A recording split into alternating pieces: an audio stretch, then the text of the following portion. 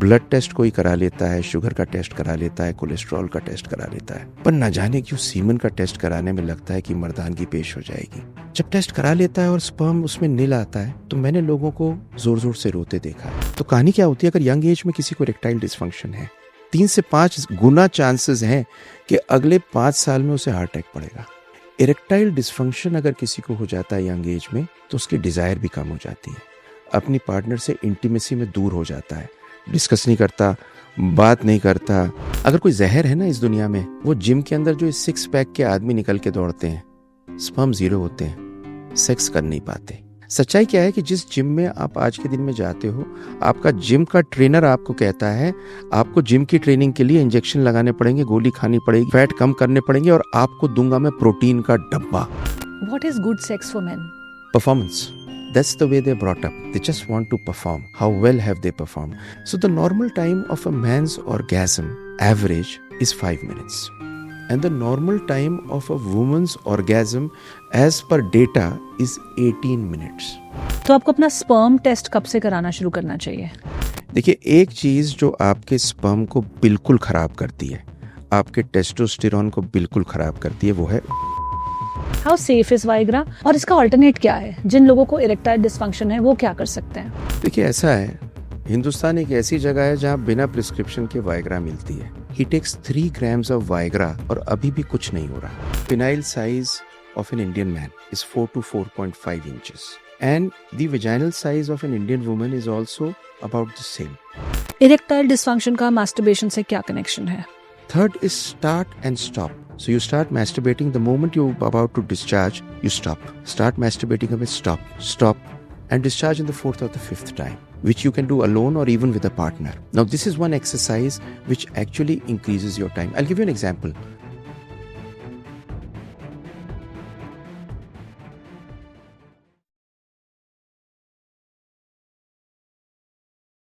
नमस्ते and welcome to the journey within podcast with me Shobha Rana.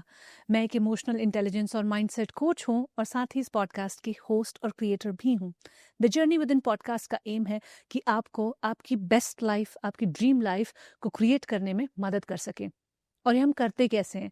We do this by taking the journey within, अपने अंतर्मन की तरफ, अपने inner world की तरफ लौटाने से, खुद को बेहतर समझने से। क्योंकि जब हम खुद को बेहतर समझते हैं तो हम अपने गोल्स को, अपनी ड्रीम लाइफ को भी बहुत बेहतर समझते हैं और उस तक जाने का एक रास्ता तय कर पाते हैं। आज के इस एपिसोड में हमने खुद को बेहतर समझने की कोशिश की है through the lens of our reproductive health, particularly men's reproductive health ना। इसको समझना बहुत ज़्यादा ज़रूरी है क्योंकि इंडिया में, इनफैक्ट पूरे वर्ल्ड में, sexual health of main is a taboo topic.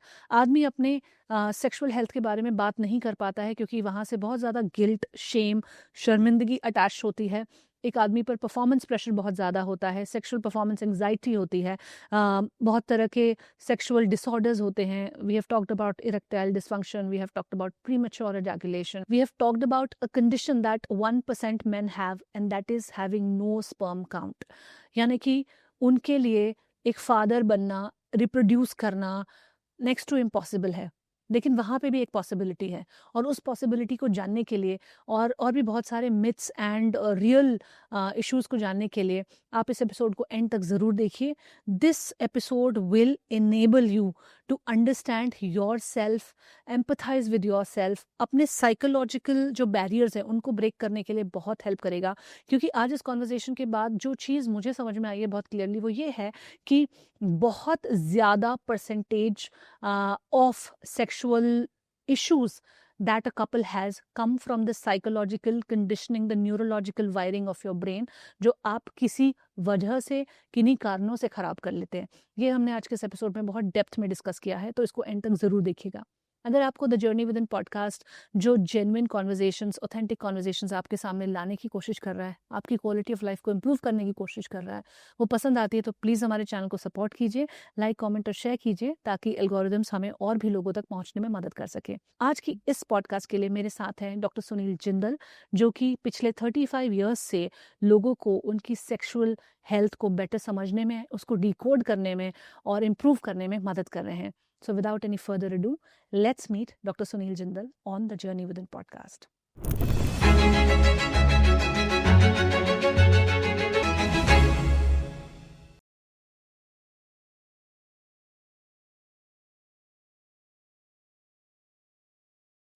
First of all thank you very much for inviting me. And अगर मैं आपसे एक बात कहूँ, सबसे ज़्यादा आनंद मुझे आपसे कनेक्ट करने में इसलिए आता है क्योंकि आदमियों की केयर बहुत कम लोग करते हैं, पर मैं एक्चुअली चाहता हूँ एक ऐसे एरिया में डेल्व करना जिसके बारे में लोग बात थोड़ी कम करते हैं। डॉक्टर साहब, सबसे पहला जो सवाल मैं आपसे पूछना चाहती हूँ वो यही है कि आज के टाइम में जब फर्टिलिटी की बात होती है, जब प्रोक्रिएशन की बात होती है, बच्चा पैदा करने की बात होती है, तो बहुत सारे सेंटर्स वुमेन सेंट्रिक होते हैं। औरतों में क्या फर्टिलिटी इश्यूज हैं, क्या हार्मोनल इम्बैलेंसेस हैं, क्या पीरियड्स को रिलेटेड इश्यूज हैं, पीसीओडी, पीसीओएस, बहुत सारा एक मार्केट है, बहुत सारा एक कॉन्वर्जेशन है। लेकिन मेन के बारे में बहुत कम बात होती है। सो आपने मेन फर्टिलिटी इश्यूज पर फोकस करने के बारे में क्यों सोचा? And why we don't talk about men fertility issues as much as we do talk about women's? बहुत बढ़िया सवाल है। आपको ये जान के बड़ा ताज्जुब होगा कि अगर 100 लोगों के बच्चे नहीं हो रहे, 30 में आदमी के कारण, 30 में औरत के कारण और 40 में दोनों के कारण होते हैं, तो मोटा मोटा 50% कारण इनफर्टिलिटी का आदमी है। और दुख की बात क्या है कि हर समय एक सास अपनी बहू को, एक माँ अपनी बेटी को ले जाती है, और जब आदमी से कहा जाता है कि तुम भी चले जाओ तो या तो डरता है जाने से, क्योंकि आदमी अपना ब्लड टेस्ट करा लेगा, शुगर का टेस्ट करा लेगा, पर एक बात बताऊं, सीमन टेस्ट नहीं कराएगा। न जाने क्यों उसको मर्दानगी से कनेक्ट करता है, जबकि एक छोटा सा टेस्ट ही तो है। तो इस कारण से आदमियों को जरूरत है अपनी फर्टिलिटी देखने की। आपको एक आंकड़ा दूंगा छोटा सा। इस कंट्री के अंदर 140-142 करोड़ लोग हैं।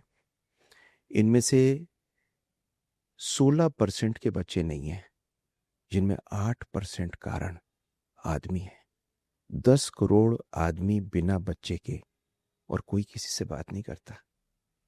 1% आदमी एजोस्पर्मिक है, मतलब 100 में से एक आदमी के स्पर्म नहीं है और वो सोचता है मैं अकेला हूं। अगर बस में एक साथ जा रहा हो तो शायद उसके बराबर वाले बैठे हुए के भी स्पर्म नहीं होंगे, पर पता है इस बारे में कोई किसी से बात नहीं करता। तो ये एक ऐसा एरिया है जो एक टैबू भी है, लोग बात नहीं करना चाहते, न जाने शर्माते क्यों हैं। क्योंकि एक ब्लड टेस्ट और एक सीमन टेस्ट में सिर्फ एक ही तो फर्क है कि सैंपल कहीं और से लिया जा रहा है, वरना सैंपल तो उसी इंसान का है। और पुरानी जर्नी की अगर बात करूं आपसे तो बड़ी इंटरेस्टिंग चीज़ है। मौलाना आज़ाद मेडिकल कॉलेज में मैं पढ़ा, तो जब मैं सर्जिकल रजिस्ट्रार था तो हमारे एक टीचर थे, बड़े कमाल के आदमी। तो वो ऑपरेट करके टेस्टिस में से स्पर्म्स निकालते थे। तो माइक्रो सर्जरी करके जब वो स्पर्म निकालते थे तो वो कहते थे 3 घंटे बाद, Jindal I have found a sperm.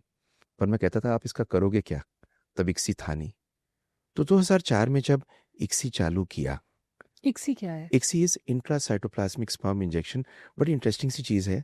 हमारा अगर हम बाल देखें तो फील करें तो हमें मालूम चलता है स्पर्म इसके 1000वें हिस्से जितना छोटा है। तो आईवीएफ के अंदर क्या करते थे कि अंडे के अंदर आपने स्पर्म मिलाए और अपने आप चला गया। लेकिन जब जाता नहीं था तो क्या करो?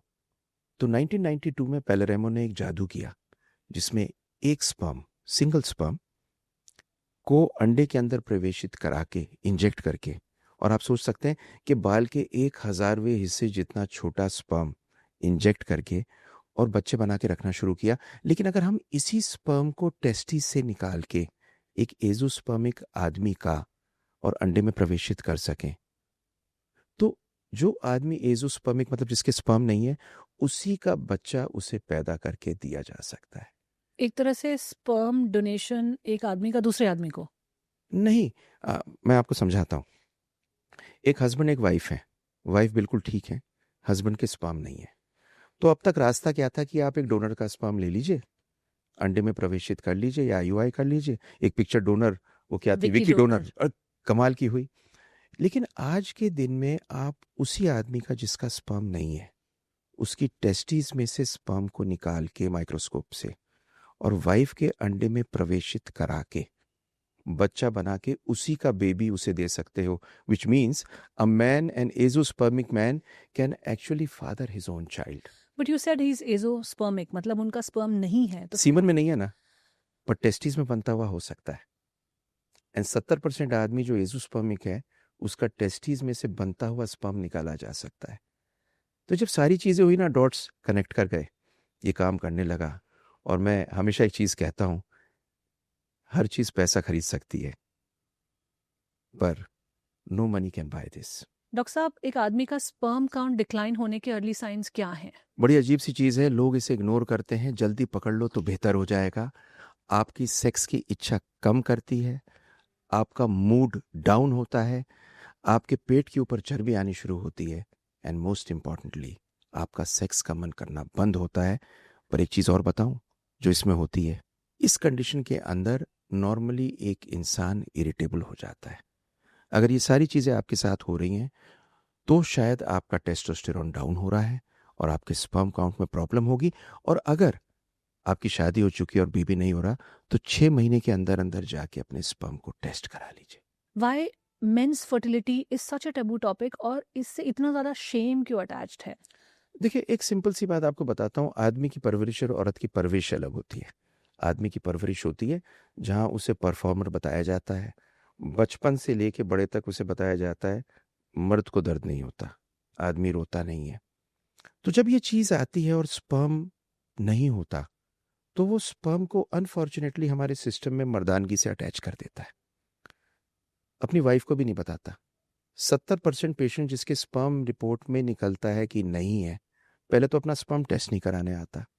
जब टेस्ट करा लेता है और स्पर्म उसमें नील आता है, तो मैंने लोगों को जोर जोर से रोते देखा है और अगला सेंटेंस ये कहते सुना है, मेरी वाइफ को मत बताना। देखिए, हमारी सोसाइटी में दो बड़ी अजीब सी चीज़ हैं। मैंने शुरू में भी कहा, ब्लड टेस्ट कोई करा लेता है, शुगर का टेस्ट करा लेता है, कोलेस्ट्रॉल का टेस्ट करा लेता है, पर ना जाने क्यों सीमन का टेस्ट कराने में लगता है कि मर्दानगी पेश हो जाएगी। डॉक्टर साहब, क्योंकि ये वाले सारे टेस्ट जो हैं इन्हें नॉर्मल कहा जाता है और इनको आपकी वाइटैलिटी से रिलेट किया जाता है कि अगर ये टेस्ट आपके कराए जाएं और सही नहीं आए तो आपकी वाइटैलिटी पे क्वेश्चन है, तो उसको आप ये चीज़ें कर लो, ये डाइटरी प्रैक्टिसेस कर लो, ऐसे सॉल्व कर लो, ये मेडिसिन खा लो तो ये ठीक हो जाएगा। पर हम अपनी सेक्शुअल हेल्थ को अपना साइन ऑफ वाइटैलिटी लेते ही नहीं है, जबकि मुझे लगता है सबसे बड़ा sign of vitality is that, because उससे आप जो नेक्स्ट इन लाइन क्रिएट करोगे, प्रोक्रिएट करोगे अपना बच्चा, that is connected to that.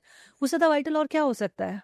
Absolutely, and the interesting thing is कि स्पर्म हेल्थ सिर्फ आपके स्पर्म के बारे में नहीं बताता, वो आपकी पूरी बॉडी की हेल्थ के बारे में बताता है।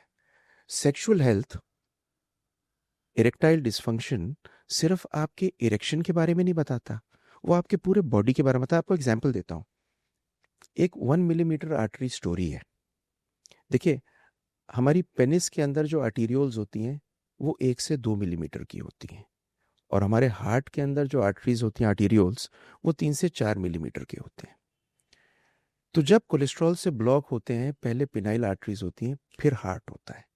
तो कहानी क्या होती है, अगर यंग एज में किसी को इरेक्टाइल डिसफंक्शन है तो 3 से 5%, 3 से 5 गुना चांसेस हैं कि अगले 5 साल में उसे हार्ट अटैक पड़ेगा। क्यों? क्योंकि पिनाइल आर्टरी 1 to 2 मिलीमीटर बंद हुई है, तो 3 से 4 वाली भी तो जल्दी होगी। इसलिए बड़ा जरूरी है कि वाइटैलिटी के हिसाब से, मैं एक चीज बताऊं आपको सिंपल, हेल्थ का बैरोमीटर आपका इरेक्शन है। यंग एज में अगर इरेक्टाइल डिसफंक्शन हो रही है, दिल का टेस्ट करा लो, बरखुरदार ना जाने दिल में क्या पक रहा होगा।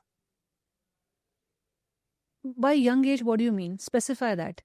किस उम्र को यंग कहेंगे? 30 to 40 ईयर्स से कम में अगर आपको इरेक्टाइल डिसफंक्शन है, आप डायबिटिक हो, आपका कोलेस्ट्रॉल बढ़ा हुआ है, या आपको डायबिटीज और कोलेस्ट्रॉल का पता भी नहीं है, तब भी आपको अपना कार्डियक चेकअप और कोलेस्ट्रॉल का चेकअप कराना ज़रूरी है। बिकॉज यंग एज के अंदर erectile dysfunction can lead to this. एक नंबर 2, आपको जान के बड़ा ताज्जुब होगा, सबसे बड़ा एपिडेमिक अगर इस दुनिया में कोई है तो वो आज के दिन में सेक्सुअल डिसफंक्शन है। 40 साल की उम्र तक 40% आदमी किसी ना किसी टाइम पर इरेक्टाइल डिसफंक्शन से सफ़र किया है। और बड़ी अजीब सी चीज़ आपसे कहूँ, जान के ताज्जुब करेंगे, किसी को बताता नहीं, चुपचाप बैठा रहता है। और अगर एक बार इरेक्टाइल डिसफंक्शन हो जाता है उसको, तो खतरनाक चीज़ एक और होती है, और पता है क्या होती है? उसकी डिज़ायर कम हो जाती है। क्योंकि जैसे एक बच्चा होता है, इम्तिहान में फेल हो जाए तो कहता ना जी पढ़ाई में जी नहीं कर रहा। एक बच्चा साइकिल चलाने जाए और साइकिल से गिर जाए, कहता मुझे साइकिल नहीं चलानी। इरेक्टाइल डिसफंक्शन अगर किसी को हो जाता है यंग एज में, तो उसकी डिज़ायर भी कम हो जाती है, अपनी पार्टनर से इंटीमेसी में दूर हो जाता है, डिस्कस नहीं करता, बात नहीं करता, और दूर होने की वजह से वाइफ सोचती है शायद किसी और से संबंध हो गया इसका। और दुख की बात क्या होती है, इंटीमेसी के साथ में रिलेशनशिप भी खराब हो जाती है। मतलब मोहब्बत की स्टेम गहराई में दिल में होती है, और ये सारी चीज ओपननेस को क्योंकि बंद करती है। हिंदुस्तानी आदमी की एक परेशानी और है, वो ओपन नहीं होता, स्पीक नहीं करता, दिल की बात नहीं करता। मैं अगर आपको एक बात कहूं, सेक्स लिंग में नहीं होता, सेक्स होता है SEX। एस का मतलब स्पीक ओपनली, ई का मतलब एक्सप्रेस इमोशनली, और एक्स का मतलब expect love and give love. तो सेक्स की कहानी कुछ इसी तरह की है। और अगर आपको और इंटरेस्टिंग एक बात कहूं, आदमी और औरत का सेक्स की तरफ का रुझान भी फर्क होता है। मैं आपसे वो भी पूछना चाहती थी, what is good sex for men? Performance, that's the way they brought up, they just want to perform, how well have they perform. बल्कि डीपली उनको ऐसा महसूस हो जाता है कि अगर परफॉर्म बढ़िया कर लिया तो शायद इस औरत की नजरों में मैं चढ़ जाऊंगा। एंड दिक्कत क्या हुई है कि आज के दिन में मल्टीपल सेक्सुअल पार्टनर्स होने से ये और भी इंपॉर्टेंट हो गया। आप कनेक्ट तो इंसान से कर नहीं सकते, आप उससे इमोशनली कनेक्ट नहीं किए हो, सिर्फ कहानी ये होती है कि आपकी परफॉर्मेंस कैसी है। और परफॉर्मेंस को एक आदमी किस तरह से देखता है? परफॉर्मेंस दो तरह से देखता है, इरेक्शन कितनी देर लास्ट किया, और क्या कर गया। फिर दिक्कत एक और होती है कि जब चार दोस्त आपस में मिलते हैं, ये मैंने बड़े गौर से देखा है। मेरे पास में ना बहुत सारे पेशेंट्स ऐसे आते हैं जिनकी शादी होने वाली होती है और डरे हुए होते हैं, और क्या कहते हैं कि डॉक्टर साहब मैं वो नहीं हूं जो मेरे दोस्त हैं। मैंने कहा क्या मतलब? कि मेरे दोस्त कहते हैं कि हम तो रात में 4-4 5-5 बार कर जाते हैं, और मैंने यहाँ गर्लफ्रेंड के साथ में ट्राई किया और एक से ज्यादा कर ही नहीं पाया। तो ये जो कहानियां होती हैं जो अपने दोस्तों से सुनते हैं, जहां आदमी एक बादशाह बनना चाहता है परफॉर्मेंस का, उन कहानियों को सुन के आदमी सोचता है कि सेक्स परफॉर्मेंस है। मतलब एक उनको इंडिकेटर मिल जाता है, एक नंबर मिल जाता है, अगर आप वहां तक नहीं हो तो आप कुछ कम हो। नहीं, परफेक्ट नंबर एंड टाइम। आदमी को ये लगता है कि मैं 10 मिनट तक लगा रहा, और जबकि आपको एक सच बात बताऊं, सेक्स बिल्कुल एक अलग चीज है। और विमेन की थिंकिंग सेक्स के बारे में बिल्कुल अलग है। विमेन को सिर्फ प्रेजेंस चाहिए, सिक्योरिटी चाहिए। देखिए, आदमी के अंदर हार्मोन होता है टेस्टोस्टेरोन। जब वो सेक्स कर लेता है तो टेस्टोस्टेरोन डिप मारता है। और जब तक, मैं आपको एग्जांपल देता हूं, देखिए एक कैफेटेरिया में अगर आप एक गर्लफ्रेंड बॉयफ्रेंड को बैठे हुए देखो और गौर से उनको दूर से देखो, तो आप 2 सेकंड में समझ जाओगे ये गर्लफ्रेंड बॉयफ्रेंड है। और जब आप एक हस्बैंड वाइफ को देखते हो तो आप समझ जाते हो ये हस्बैंड वाइफ है। क्यों? क्योंकि जब एक गर्लफ्रेंड बॉयफ्रेंड बैठे हैं तो लड़के का टेस्टोस्टेरोन बहुत हाई है। वो टेस्टोस्टेरोन हाई रहेगा, आंखों में आंखें देख के उसको देखता रहेगा, हिलेगा नहीं। ये भी टेस्टोस्टेरोन गवर्न करता है। टेस्टोस्टेरोन गवर्न करता है बड़ी खूबसूरती से इस चीज को। एंड वुमन को मतलब चाहिए सेक्स के अलावा ये सब भी, ये सब भी जो इंटीमेसी का पार्ट है, जो लव का पार्ट है, एब्सोल्युटली कंपैशन केयर, एम्पैथी का पार्ट है, एब्सोल्युटली वो भी टेस्टोस्टेरोन से driven टेस्टोस्टेरोन होता करता है। है। और वुमन में क्या होता है, वुमन को प्रेजेंस चाहिए होती है, तो उसका पहला हार्मोन जो हाई अगर आदमी कर दे होता है तो उसको बोलते हैं डोपामीन। डोपामीन है फील हैप्पी हार्मोन, जो कोकेन करता है। तो she is got to feel happy with that man, dopamine goes up. And the second hormone which goes up is oxytocin. Oxytocin is cuddle me, love hormone. touch me, love me. Sex comes later on, but this is what a woman wants. So a woman wants presence, a man wants performance. And for sex to be complete, it is not performance, it is being for the other person with, as I told you, SEX, by speaking openly, expressing emotionally, and having the expectation of love. So you think that men somewhere have this definition and the idea of sex labeled or given to them wrongly, or they have adopted it wrongly? Beautiful question. You know, जब लड़के का जन्म होता है घर में, तो शुरू से उसे बताया जाता है तुम्हें कर्म करना है, तुम रो कैसे सकते हो, तुम तो आदमी हो। एंड हर चीज में परफॉर्म करना उसे करेक्ट लगता है। दोस्तों के साथ भी जब वो बात करता है तो परफॉर्मेंस की ही कहानी आती है। और ये बड़ी खूबसूरत एक चीज़ है। अगर हम देखें सेक्स के इशू में, आदमी इसकी वजह से सफ़र भी बहुत करता है। मैं आपको आज एक एग्जांपल देता हूँ। 60% cause of erectile dysfunction in newly weds is performance anxiety. आपको बड़ी इंटरेस्टिंग स्टोरी बताता हूँ। I want to also talk about performance anxiety, doctor साहब, क्योंकि एंग्जाइटी जो होती है काफ़ी बार रियल नहीं होती है। मतलब what I am trying to say is that your performance anxiety has got nothing to do your with your performance. आपका आइडिया ऑफ परफॉर्मेंस क्या है, वहाँ से शायद एंग्जाइटी आती है, क्योंकि आपको लगता है ये वाली परफॉर्मेंस परफेक्ट होती है और ये नहीं हो रही है तो एंग्शियस आप उसे लेकर, जबकि जो आपकी परफॉर्मेंस है शायद वो ठीक है। एब्सोल्युटली। आपको बड़ी इंटरेस्टिंग कहानी सुनाता हूँ इस बारे में। मेरी क्लिनिक में, खैर मैं तो रोज़ एक नई चीज़ देखता हूँ, एक नई चीज़ मुझे दिखती है, समझ में आती है। मेरी क्लिनिक में एक कपल आया। It was a young girl, beautiful woman. She came in, she was absolutely young. She had got married to this gentleman who was, I think, about 10 years older to him. She came in and said, Dr. Saab, I want him to be treated. I want him to be treated. I looked at the man, I said, what's the problem? So I asked, आपको दिक्कत क्या है? तो एक clinic में घुसने से पहले एक फॉर्म होता है जो मेरा पेशेंट भरता है, जिसमें सारी की सारी चीज़ें भरता है। तो instead of the man filling, the woman had filled it up. And the woman had filled up poor performance, low timing, instead of writing anything. So I asked the man, what's the problem? He said, there is no problem. She looked at him and said, बता क्यों नहीं देते कि 5 से 6 minute से ज़्यादा तुम last नहीं करते? Now the truth is, a man has to last for 5 years max, or probably 6 or 7. He was absolutely normal. But the ideation in the woman's mind at that moment, seeing so many films, so much of pornography, is that a man lasts forever. So basically it's not only main जिनके दिमाग में performance का जो एक idea है वो wrong है, it is also their partners जिनको लगता है कि ये परफॉर्मेंस होनी चाहिए। Absolutely. The whole expectation from sex and the word performance is extremely brutal. Is absolutely brutal. And I'll come on to something else with it, which is crazy. See, the normal time of a man's, people think sex is orgasm. Sex is orgasm, and we need to orgasm together. So the normal time of a man's orgasm average is 5 minutes. And the normal time of a woman's orgasm as per data is 18 minutes. Wow. So if you look, there's a difference of 13 minutes.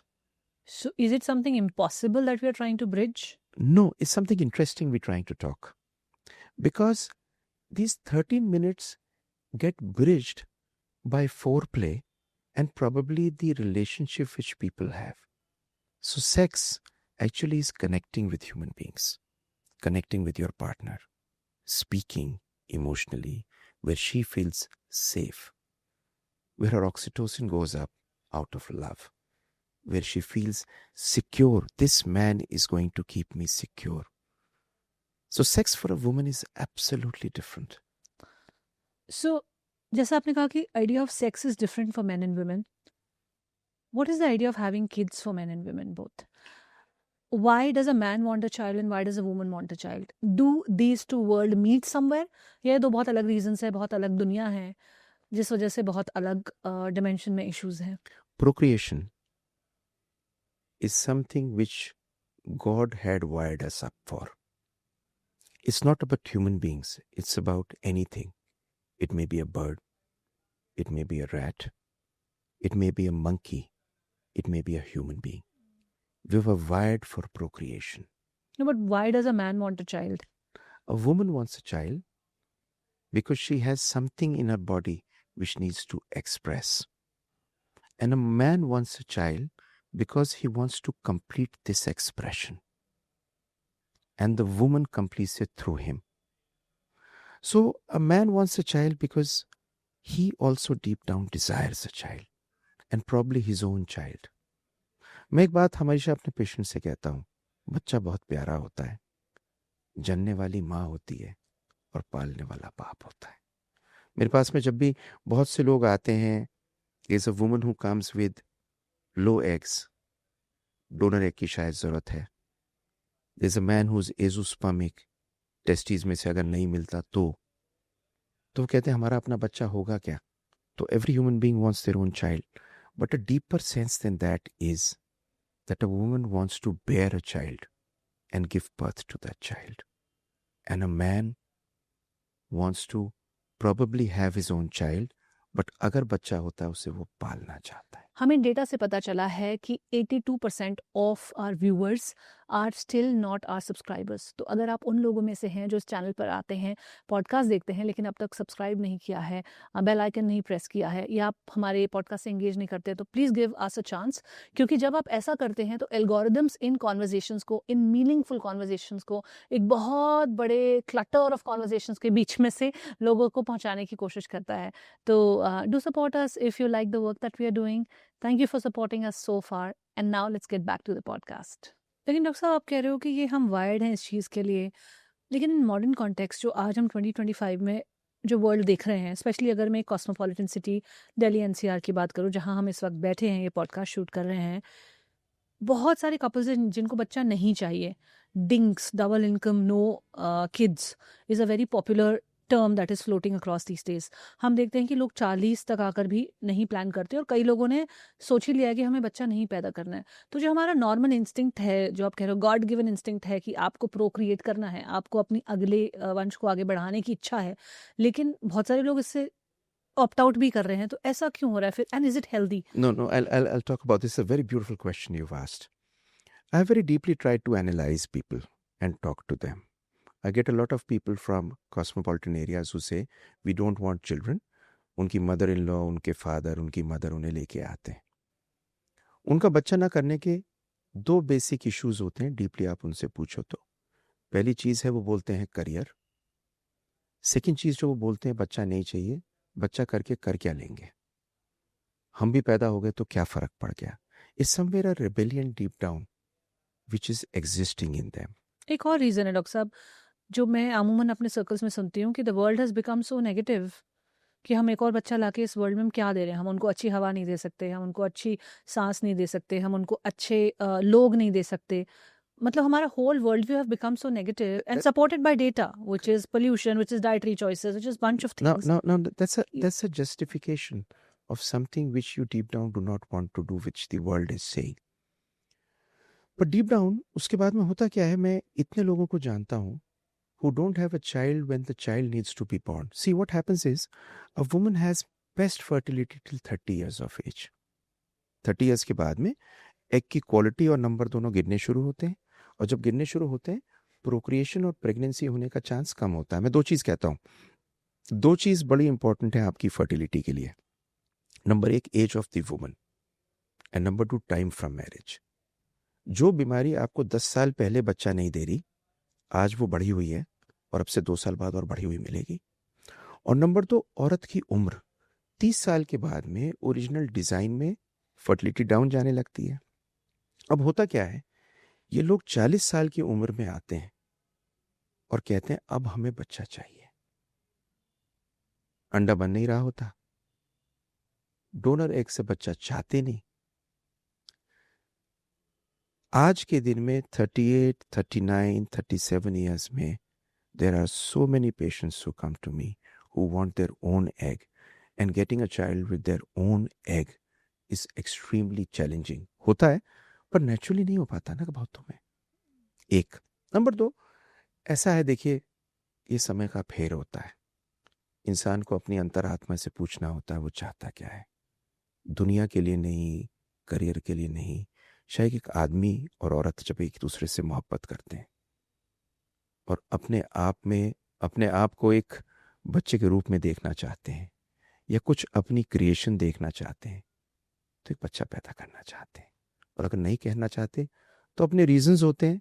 कुछ time बाद उनमें से कुछ realise करते हैं तब तक समय बीत चुका हो। ये कॉमन प्रैक्टिस में देख रही हूँ डॉक्टर साहब, जो आपने कहा कि आप अपने रिलेशनशिप के अर्ली 10-15 सालों में, जो लोग बहुत जल्दी रिलेशनशिप में आ जाते हैं, मानिए अर्ली 20s में आ गए और लेट 30s में जाके उनको लगता है कि अब शायद हमारे थॉट्स बदल गए हैं और अब हम बच्चा करना चाहते हैं, और फिर बहुत सारी मुश्किल आती है उनको।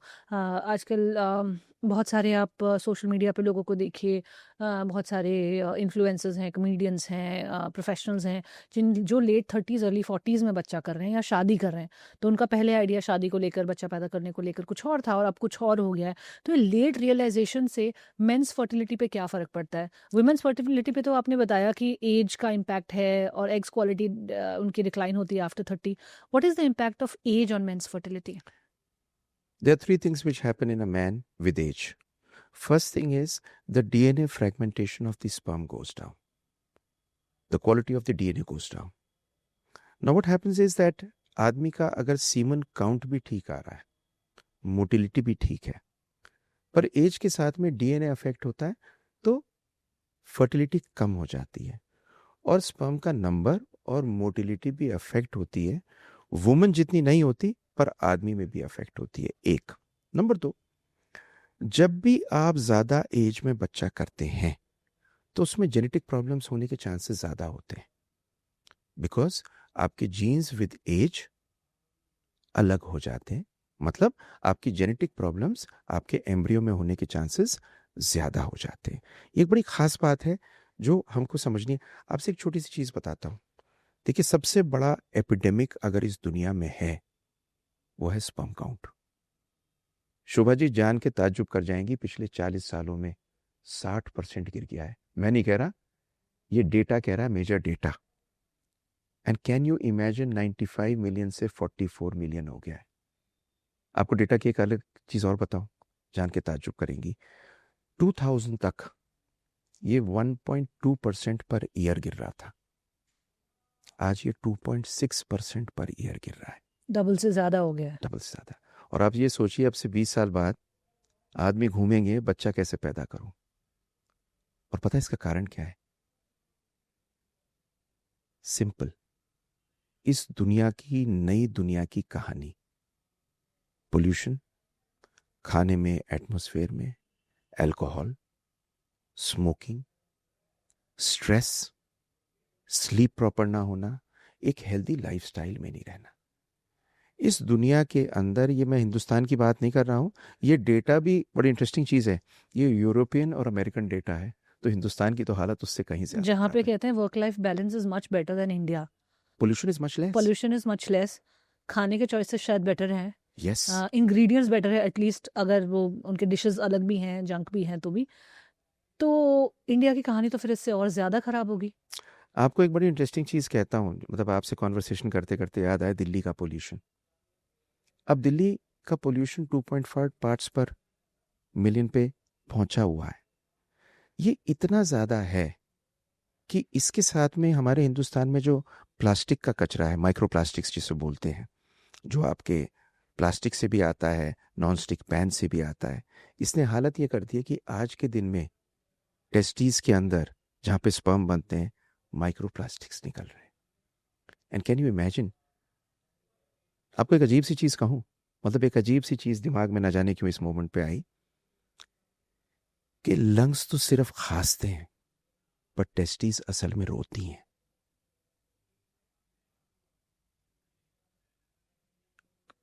एक चीज आपसे कहूं, आदमी रियलाइज नहीं करता कि सबसे ज्यादा डिवाइडिंग सेल इस बॉडी का, सबसे ज्यादा कितने बनते हैं? 60 मिलियन, 100 मिलियन आते हैं। करोड़ों स्पर्म हर दिन बनते हैं।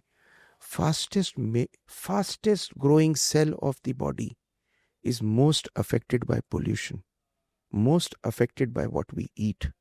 Sleep.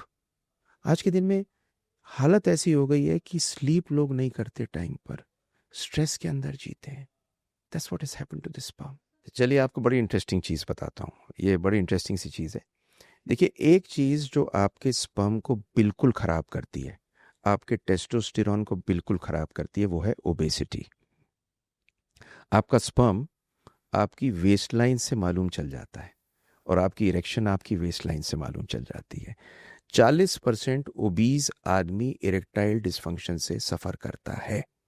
और क्यों करता है? देखिए, जो हमारे में टेस्टोस्टेरोन होता है, टेस्टोस्टेरोन आदमी का किंग ऑफ हार्मोन है, सब कुछ करता है आदमी के लिए। ये फैट के अंदर तब्दील हो जाता है ईस्ट्रोजन में, फीमेल हार्मोन में। तो जब ये तब्दील हो जाता है तो होता क्या है, आप इनएक्टिव हो जाते हो, सेक्सुअली डाउन हो जाते हो, लेजी हो जाते हो, इरिटेबल हो जाते हो। आपने देखा ना एक आदमी जो चिड़चिड़ा सा घर में बैठा होता है, मोटा सा, जो सबको टोकता रहता है और कहता है थका थका सा हूं, उसका टेस्टोस्टेरोन डाउन होता है मोस्ट प्रोबेबली। अब वो आदमी का जब फैट बढ़ जाता है वो और इनएक्टिव हो जाता है। जब वो और इनएक्टिव हो जाता है तो एक विशेष साइकिल में उसका टेस्टोस्टेरोन और डाउन होता है, उसका स्पर्म और डाउन होता है। और वो बैठ के खाता क्या है? वो बैठ के लेता है बर्गर, चिप्स, नमकीन, टीवी के सामने, नेटफ्लिक्स के सामने बैठ के पूरी कोका कोला की बोतल पी जाता है। बियर पीता है तो बियर लगा जाता है। और इंटरेस्टिंग चीज इस सब के साथ में क्या है कि बियर के साथ में अगर चिप्स के साथ में चीज नहीं खाया तो मजा नहीं आया। मिल मिला के एक विशेष साइकिल में फंस जाता है।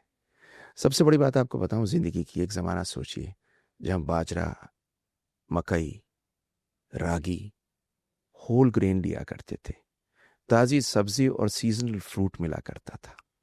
मैं हमेशा लोगों से कहता हूं 2 काम कर लो, हरे रंग की सब्जी खा लो, लाल और पीले रंग के जो फ्रूट्स हैं वो खा लो, जिस चीज के अंदर से छानस निकाली ना हो वो खा लो, मस्त हो जाओ, अपनी औरत को प्यार कर लो, जिंदगी मौज में रहेगी। स्पर्म काउंट के लिए नंबर 1 चाहिए फूड, नंबर 2 चाहिए, सेकंड एफ है फिटनेस। आज के दिन में इनएक्टिविटी देखिए, अगर आप आधा घंटा रोज दौड़ते हैं, चलते हैं, जिम में जाते हैं, तो ये फिटनेस आपकी जिंदगी को बदल देता है, स्पर्म काउंट को बदल देता है, सेक्सुअल हेल्थ को बदल देता है। तो आपको नंबर 1 एफ आपको चाहिए फूड, नंबर 2 आपको चाहिए फिटनेस, नंबर 3 चाहिए फ्रेश एयर। मैं एक्चुअली आपको फिटनेस पे रुकना चाहूँगी। बहुत सारे यंग लड़के हैं जो बहुत फिट हैं, जो मोटे नहीं हैं, विसरल फैट जो कि हमारी बेली के आसपास होता है वो उनके अंदर अभी नहीं है, लेकिन उनको भी इरेक्टाइल डिस्फंक्शन है। और या मैस्टरबेशन की भी बहुत लोगों को आदत है और वो उससे नहीं निकल पा रहे। क्या मैस्टरबेशन से भी आपका स्पर्म काउंट रिलेटेड होता है? Just tell me this whole idea of a healthy person not being able to maintain a sperm count. एक हेल्दी आदमी अगर स्पर्म काउंट को मेंटेन नहीं कर पा रहा, हेल्दी और यंग मेंटेन नहीं कर पा रहा, तो इसका एक एक्रोनिम है। मैं आपको इसका एक एक्रोनिम बताता हूँ। तो देखिए, इसका एक बड़ा प्यारा सा एक फॉर्मूला है, किल स्पर्म। स्पर्म को मारता क्या क्या है? के हो गया किचन टॉक्सिन। किचन टॉक्सिन का मतलब आपके किचन के अंदर के प्लास्टिक्स स्पर्म को मारते हैं। आपके जो ये नॉन स्टिक पैन्स होते हैं, इनके ऊपर की सारी चीजें जिस पे पकती हैं स्पर्म को मारते हैं। तो के हो गया किचन टॉक्सिन। तो मतलब थोड़ा ऑयली खा लें, लेकिन नॉन स्टिक पे ना खाएं, प्लास्टिक ना लें, स्टील के बर्तन में ले लें, कांच में ले लें, प्लास्टिक की बोतल में पानी ना पिए। टिफिन बॉक्स आपका स्टील का हो, शायद आपका हेप ना लगे, पर आपको सच कहूं आपका स्पर्म मस्त हो जाएगा। Number 2, inactivity. के आई, इनएक्टिविटी। जितनी इनएक्टिविटी है, आप एक्सरसाइज नहीं करते, आप फिटनेस नहीं करते, आप हिलते नहीं, आप मूवमेंट नहीं करते, आपके स्पर्म को मारता है। L, lack of sleep. आपको कम से कम 7 घंटे नींद चाहिए अपना टेस्टोस्टेरोन प्रॉपर करने के लिए। नींद है जब आपका टेस्टोस्टेरोन खिलता है। फिर आता है लो एंटीऑक्सीडेंट। देखिए, हमारी जितनी ये पोल्यूशन है, जितनी दुनिया है, ये स्पर्म को मार रही है ऑक्सीडेशन से। अब ऑक्सीडेशन खत्म कैसे होगा? ऑक्सीडेशन खत्म होगा जब हम walnut, omega 3 fatty acid, fish, healthy nuts, fruits, green vegetables लेंगे। ये जो एंटीऑक्सीडेशन है, ये आपके स्पर्म को बचाती है। एक चीज आपको जान के बड़ा ताज्जुब होगा कि जिन लोगों के स्पर्म नॉर्मल भी होते हैं, बच्चा नहीं हो रहा, कह रहे सब कुछ ठीक है, बच्चा नहीं हो रहा, ऑक्सीडेशन ने उनके स्पर्म का डीएनए खराब किया हुआ है, इसलिए लो एंटीऑक्सीडेंट। तो अब आ जाते हैं हम स्पर्म पे। स्पर्म है, एस से है स्ट्रेस। स्ट्रेस देखिए, चिंता चिता समान, आपके स्पर्म को स्ट्रेस, क्रॉनिक स्ट्रेस मारता है। पी से पोल्यूशन, पोल्यूशन चाहे खाने का हो, चाहे नॉइज का हो, चाहे एटमॉस्फेयर का हो, मारता है। ई से आता है, ई से आता है, ई से आता है एक्सेस हीट। लैपटॉप आपने रखा हुआ है, सौना में जा रहे हैं, टेस्टिस को 1 डिग्री कम होना है। अगर 1 डिग्री कम होगा बॉडी टेम्परेचर से तभी स्पर्म बनाएगा। आर हो गया रेडिएशन, फोन लेके चल रहे हैं जेब में, पॉकेट में, रेडिएशन हर हाल में अफेक्ट करती है आपके स्पर्म को। और नंबर 4, मेडिसिन और एनाबॉलिक स्टेरॉइड्स। ये मेडिसिन और एनाबॉलिक स्टेरॉइड्स जहर हैं। देखिए, स्पर्म पता क्या है? आपके लाइफस्टाइल का रिपोर्ट कार्ड। और इस रिपोर्ट कार्ड को संभाल के टॉप कर लीजिए, क्योंकि बच्चा तो आप ही को इनसे पैदा करना है। ये है कहानी स्पर्म काउंट की। एनाबॉलिक स्टेरॉइड्स जो आपने टर्म यूज किया, एनाबॉलिक स्टेरॉइड्स का मतलब क्या है और ये आपके स्पर्म हेल्थ को कैसे इम्पैक्ट करता है? अगर कोई जहर है ना इस दुनिया में, वो जिम के अंदर जो 6 पैक के आदमी निकल के दौड़ते हैं, स्पर्म 0 होते हैं, सेक्स कर नहीं पाते। सच्चाई क्या है कि जिस जिम में आप आज के दिन में जाते हो, आपका जिम का ट्रेनर आपको कहता है आपको जिम की ट्रेनिंग के लिए इंजेक्शन लगाने पड़ेंगे, गोली खानी पड़ेगी, फैट कम करने पड़ेंगे, और आपको दूंगा मैं प्रोटीन का डब्बा। इन सब के अंदर एनाबॉलिक स्टेरॉइड्स टेस्टोस्टेरोन टाइप के होते हैं। अब इसमें होता क्या है ये समझिए। जब आप बाहर से एनाबॉलिक स्टेरॉइड लेते हैं जो टेस्टोस्टेरोन टाइप का होता है, तो आपकी टेस्टीज ओरिजिनल डिजाइन में खुद बनाना बंद कर देती है। जब खुद बनाना बंद कर देती है तो आपकी टेस्टीज में जिसमें स्पर्म बनते हैं, वो स्पर्म बनाना बंद कर देती है, क्योंकि टेस्टीज के अंदर टेस्टोस्टेरोन चाहिए, नाई होनी चाहिए टेस्टोस्टेरोन में स्पर्म बनाने के लिए। तो आपके ब्लड के अंदर तो टेस्टोस्टेरोन बहुत ज्यादा दौड़ रहा है, टेस्टीज में आपके टेस्टोस्टेरोन है नहीं, स्पर्म गए। नंबर 2, जब आप एनाबॉलिक स्टेरॉइड लेते हैं, आपका टेस्टोस्टेरोन हाई हो जाता है, आपके ओरिजिनल हार्मोन्स ब्रेन के LH और FSH कम हो जाते हैं। जब ये कम होते हैं तो होता क्या है, आपकी डिजायर तो बढ़ जाती है कुछ टाइम के लिए, पर जैसे ही आप बंद करते हो वो डिजायर लो होती है और सेक्स की परफॉर्मेंस डाउन हो जाती है, क्योंकि बॉडी खुद टेस्टोस्टेरोन बनाना बंद कर देता है। तो जब जिम का ट्रेनर आता है ना, बिल्कुल लंबे लंबे सी मसल बना के, क्लिनिक में रोज आते हैं, आके कहते हैं डॉक्टर साहब सेक्स नहीं कर पा रहा। एक फोरेंस का एक ऐड आया करता था, पता नहीं वो बचपन में हम देखा करते थे, और वो होता था कि शरीर इतना बड़ा और दांत इतने कमजोर। हाथी हुआ करता था जिसका दांत बड़ा कमजोर हुआ करता था, बिल्कुल वही हालत होती है। तो एनाबॉलिक स्टेरॉइड आपको किडनी पे, लिवर पे तो असर डालता ही है, और बहुत सी जगह पे ये फेल भी हो जाती हैं। पर ज़्यादा दिक्कत क्या होती है, स्पर्म आपके नील हो जाते हैं, सेक्स की डिज़ायर कम हो जाती है, आप माचो बनना चाहते हैं विमेन को अट्रैक्ट करने के लिए, पर आप किसी लायक नहीं बचते। आपने बात की प्रोटीन के डब्बे की, तो जिम्स में जो ये प्रोटीन के डब्बे प्रिस्क्राइब किए जाते हैं, जो आज लोग प्रोटीन के डब्बे इतने ज़्यादा कंज्यूम कर रहे हैं, इससे आप कह रहे हो कि स्पर्म हेल्थ इफेक्ट होती है? बहुत से प्रोटीन्स लेस्ड होते हैं, उनके अंदर पड़ा होता है टेस्टोस्टेरॉन। प्रोटीन पाउडर्स जो मार्केट जी में बिक जी रहे हैं। जी। और प्रोटीन पाउडर इतने मार्केट में महंगे महंगे डब्बे। एक चीज याद कर लो, जिस डब्बे के ऊपर गारंटी लिखी हो ना, उसमें कोई ना कोई प्रॉब्लम होगी। मैजिकल पोशन एक्चुअली पॉइजन होता है। तो आप कह रहे हो कि प्रोटीन पाउडर्स का इंटेक स्पर्म हेल्थ को खराब कर रहा है? मिले हुए प्रोटीन पाउडर जिसके अंदर मिलावट है एनाबॉलिक स्टेरॉइड की, कैसे पता चलेगा कि इस प्रोटीन पाउडर में ये मिलावट मालूम है? करना बहुत मुश्किल है, लेकिन आपको एक बेसिक सी चीज बताऊं। लेकिन आजकल तो डॉक्टर साहब प्रोटीन का इतना कल्चर है, इतनी ज़्यादा अवेयरनेस है कि आप प्रोटीन कम खा रहे हो, इंडियन डाइट खराब है, कार्बोहाइड्रेट्स बहुत ज़्यादा है, प्रोटीन बहुत कम है, एंड आजकल हमको इनकरेज किया जा रहा है प्रोटीन खाने के लिए। तो one of the simplest way to increase our protein is to take 1 scoop of protein powder. The simplest way to have protein if you have eggs is eggs. लेकिन डॉक्टर साहब वो तो कह रहे हैं कि आपका जितना बॉडी वेट है उससे 1.5 टाइम्स प्रोटीन खाना है, तो वही अगर एक कह रहा। 70 किलो का इंसान है वो 100 ग्राम प्रोटीन अंडों से तो नहीं खा सकता, ऐसा है, तो कैसे कंप्लीट ऐसा है। करेगा? देखिए, एक नॉर्मल प्रोटीन डाइट में अगर आप एग्स लेते हो, एक एग के अंदर 6 ग्राम्स प्रोटीन होता है। So even if you consume 4 eggs in a day, which is about 24 grams of protein, and the rest of the diet gives you a lot of protein too, it is enough to lead a healthy life if you're not a bodybuilder. Please get what I mean to say. It's more than enough.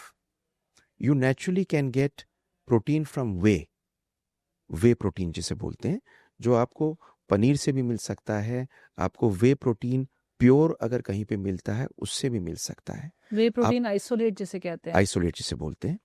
आपको protein दालों में मिल सकता है. वो अलग बात है कि आपको, हमारी जो पुरानी इंडियन डाइट होती थी उसमें एक बड़ी कटोरी दाल की सुबह, एक बड़ी कटोरी दाल की शाम को ली जाती थी, दही की पूरी एक कटोरी ली जाती थी, हरी सब्जी होती थी.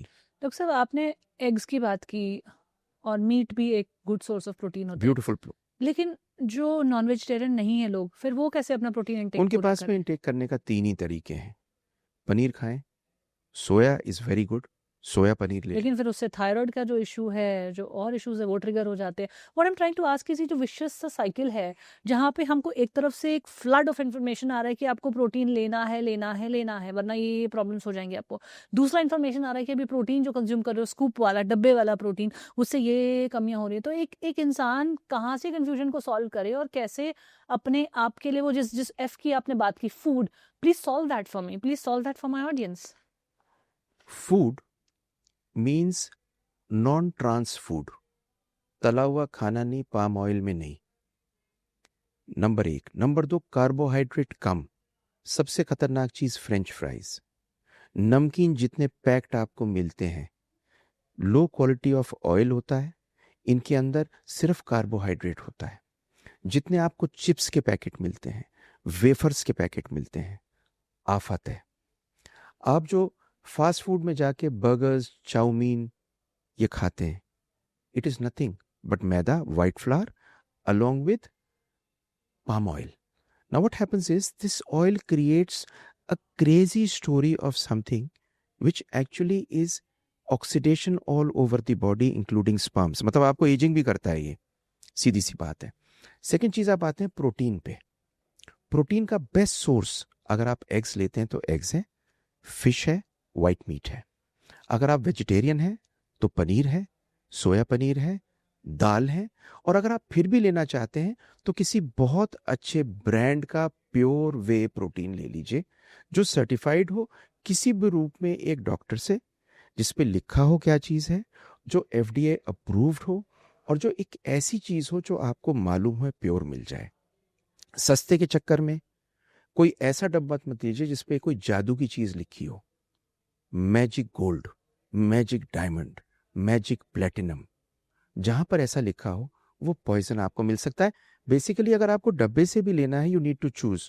आजकल बहुत अच्छी कंपनीज इंडिया में जो दूध बनाती हैं वो भी प्रोटीन लेके आ रही हैं, which is very very cheap at a very low cost, which is a very good substitute. See, मैं आपको आज एक चीज़ बताऊं, महंगी चीज़ हमेशा अच्छी नहीं होती.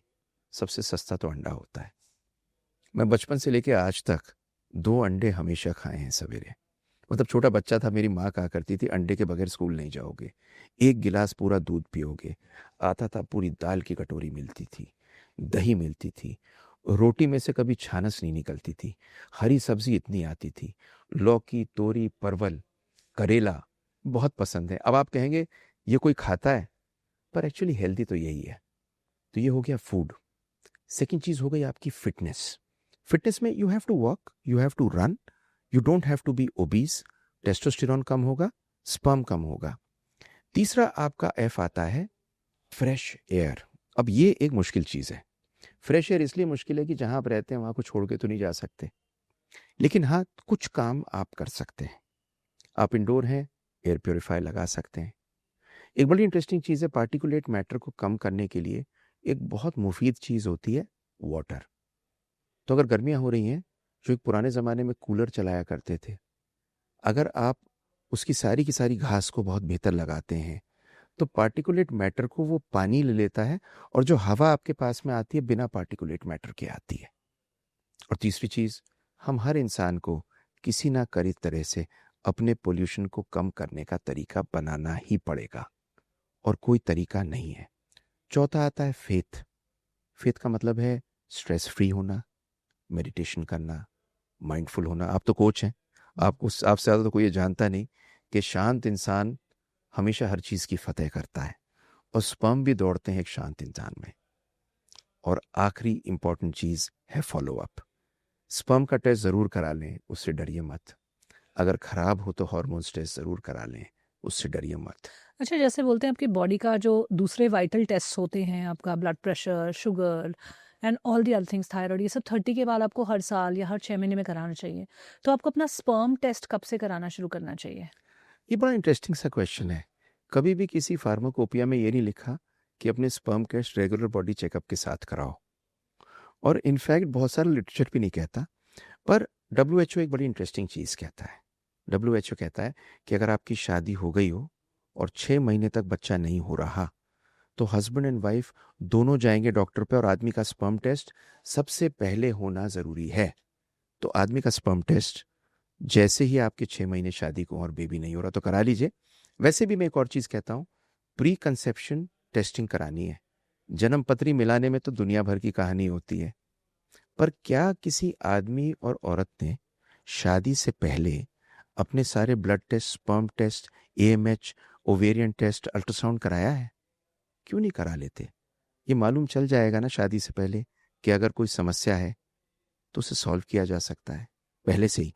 दिक्कत ये होती है कि जन्म पत्री ना मिले तो परिवार टूट जाते हैं, पर इसे कोई कराता नहीं।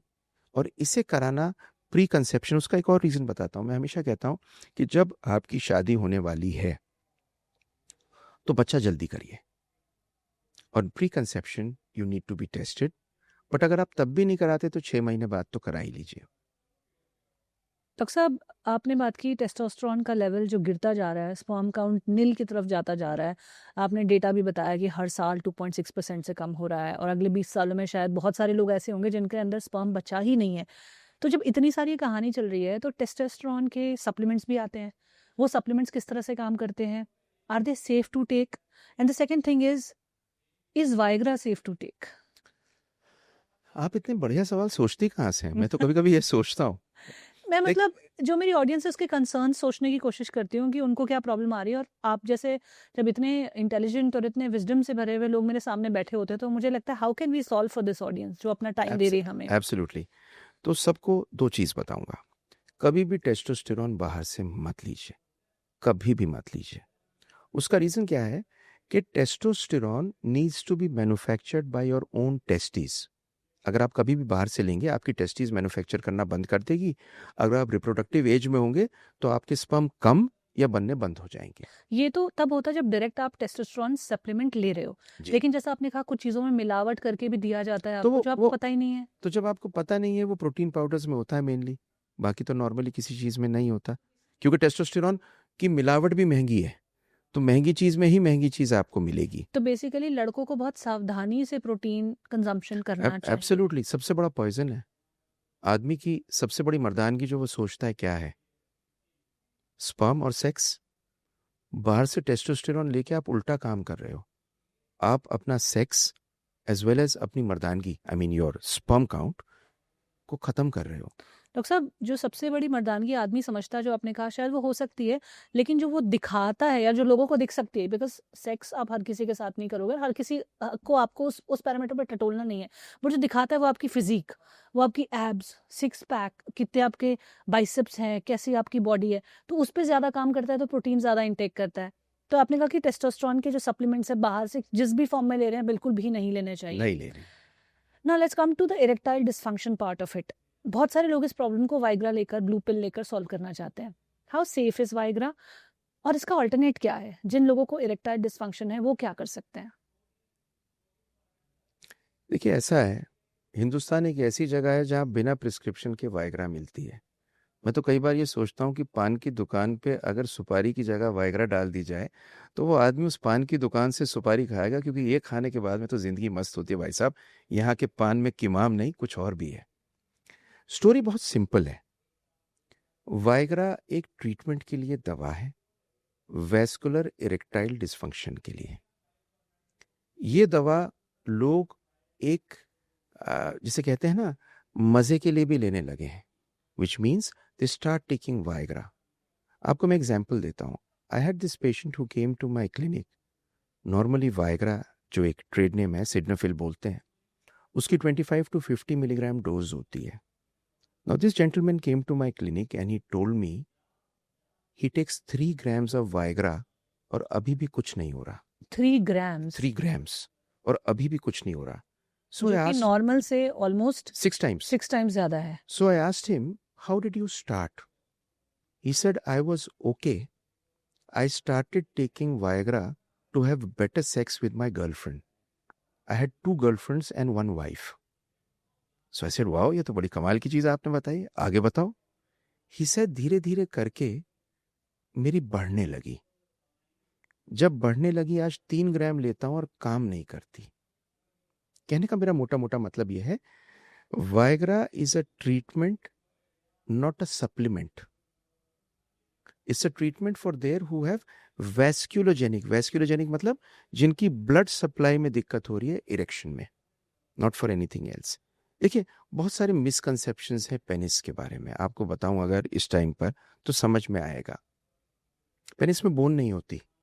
पेनिस के अंदर 3 वैस्कुलर सिलेंडर होते हैं जिसके अंदर ब्लड भरता है और ब्लड भरने के बाद में इरेक्शन होती है. Erection of a man is not only because of the cylinders, it is because of the self. Self मतलब एक गाड़ी है, गाड़ी में इंजन तभी चलेगा जब सेल्फ ऑन होगा. अब self is the brain. So what you actually need for the complicated thing of the erection is number 1, signals from the brain, blood from the heart, hormones from the whole body, and love in the heart. तो ये एक अकेली एक ऐसी organ है जिसको brain और heart के साथ में लव नाम की चीज भी घुमाती है. तो कहाँ पे मिसिंग हो रहा है इन चारों पैरामीटर्स में से? सबसे ज्यादा गलत क्या हो रहा है? सबसे ज्यादा गलत क्या हो रहा है आज के जमाने में? कि ब्रेन से सिग्नल नहीं जा रहा है तो क्यों नहीं जा रहा है? लव नहीं है फिर भी सेक्स में परफॉर्म करना है या करना है, क्या वो बड़ा रीजन है? इन चारों में से क्या क्या बड़ा मैं आपको रीजन? बड़ी इंटरेस्टिंग चीज बता. सॉल्व कैसे होगा मैं बेसिकली? आपको ये जो इरेक्टाइल डिसफंक्शन यंग लोगों में हो रहा है और जो इतना बड़ा हुआ है, जो दुनिया में कहीं नहीं होता. आपको एक चीज जान के ताज्जुब होगा, यूएसए के अंदर अब से करीब, मेरे ख्याल से एग्जैक्ट डेटा मुझे याद नहीं, शायद 15 साल पहले 152 मिलियन लोग थे इरेक्टाइल डिसफंक्शन के. और आज 360, वर्ल्ड में 150, और आज वर्ल्ड में 322 मिलियन है. ये यूएसए की टोटल पॉपुलेशन जितने बड़े हैं. I am talking of the total number of people with erectile dysfunction. तो अगर हम 8 बिलियन को पॉपुलेशन माने और आप कह रहे हो 300 प्लस मिलियन लोगों में ये है, तो मतलब इट इज वेरी कॉमन. देखिए, आप एक बात को समझिए, 30 साल की हर उम्र में 25 लोगों में से 30 साल की उम्र में 22 से 25% आदमी को इरेक्टाइल डिसफंक्शन है.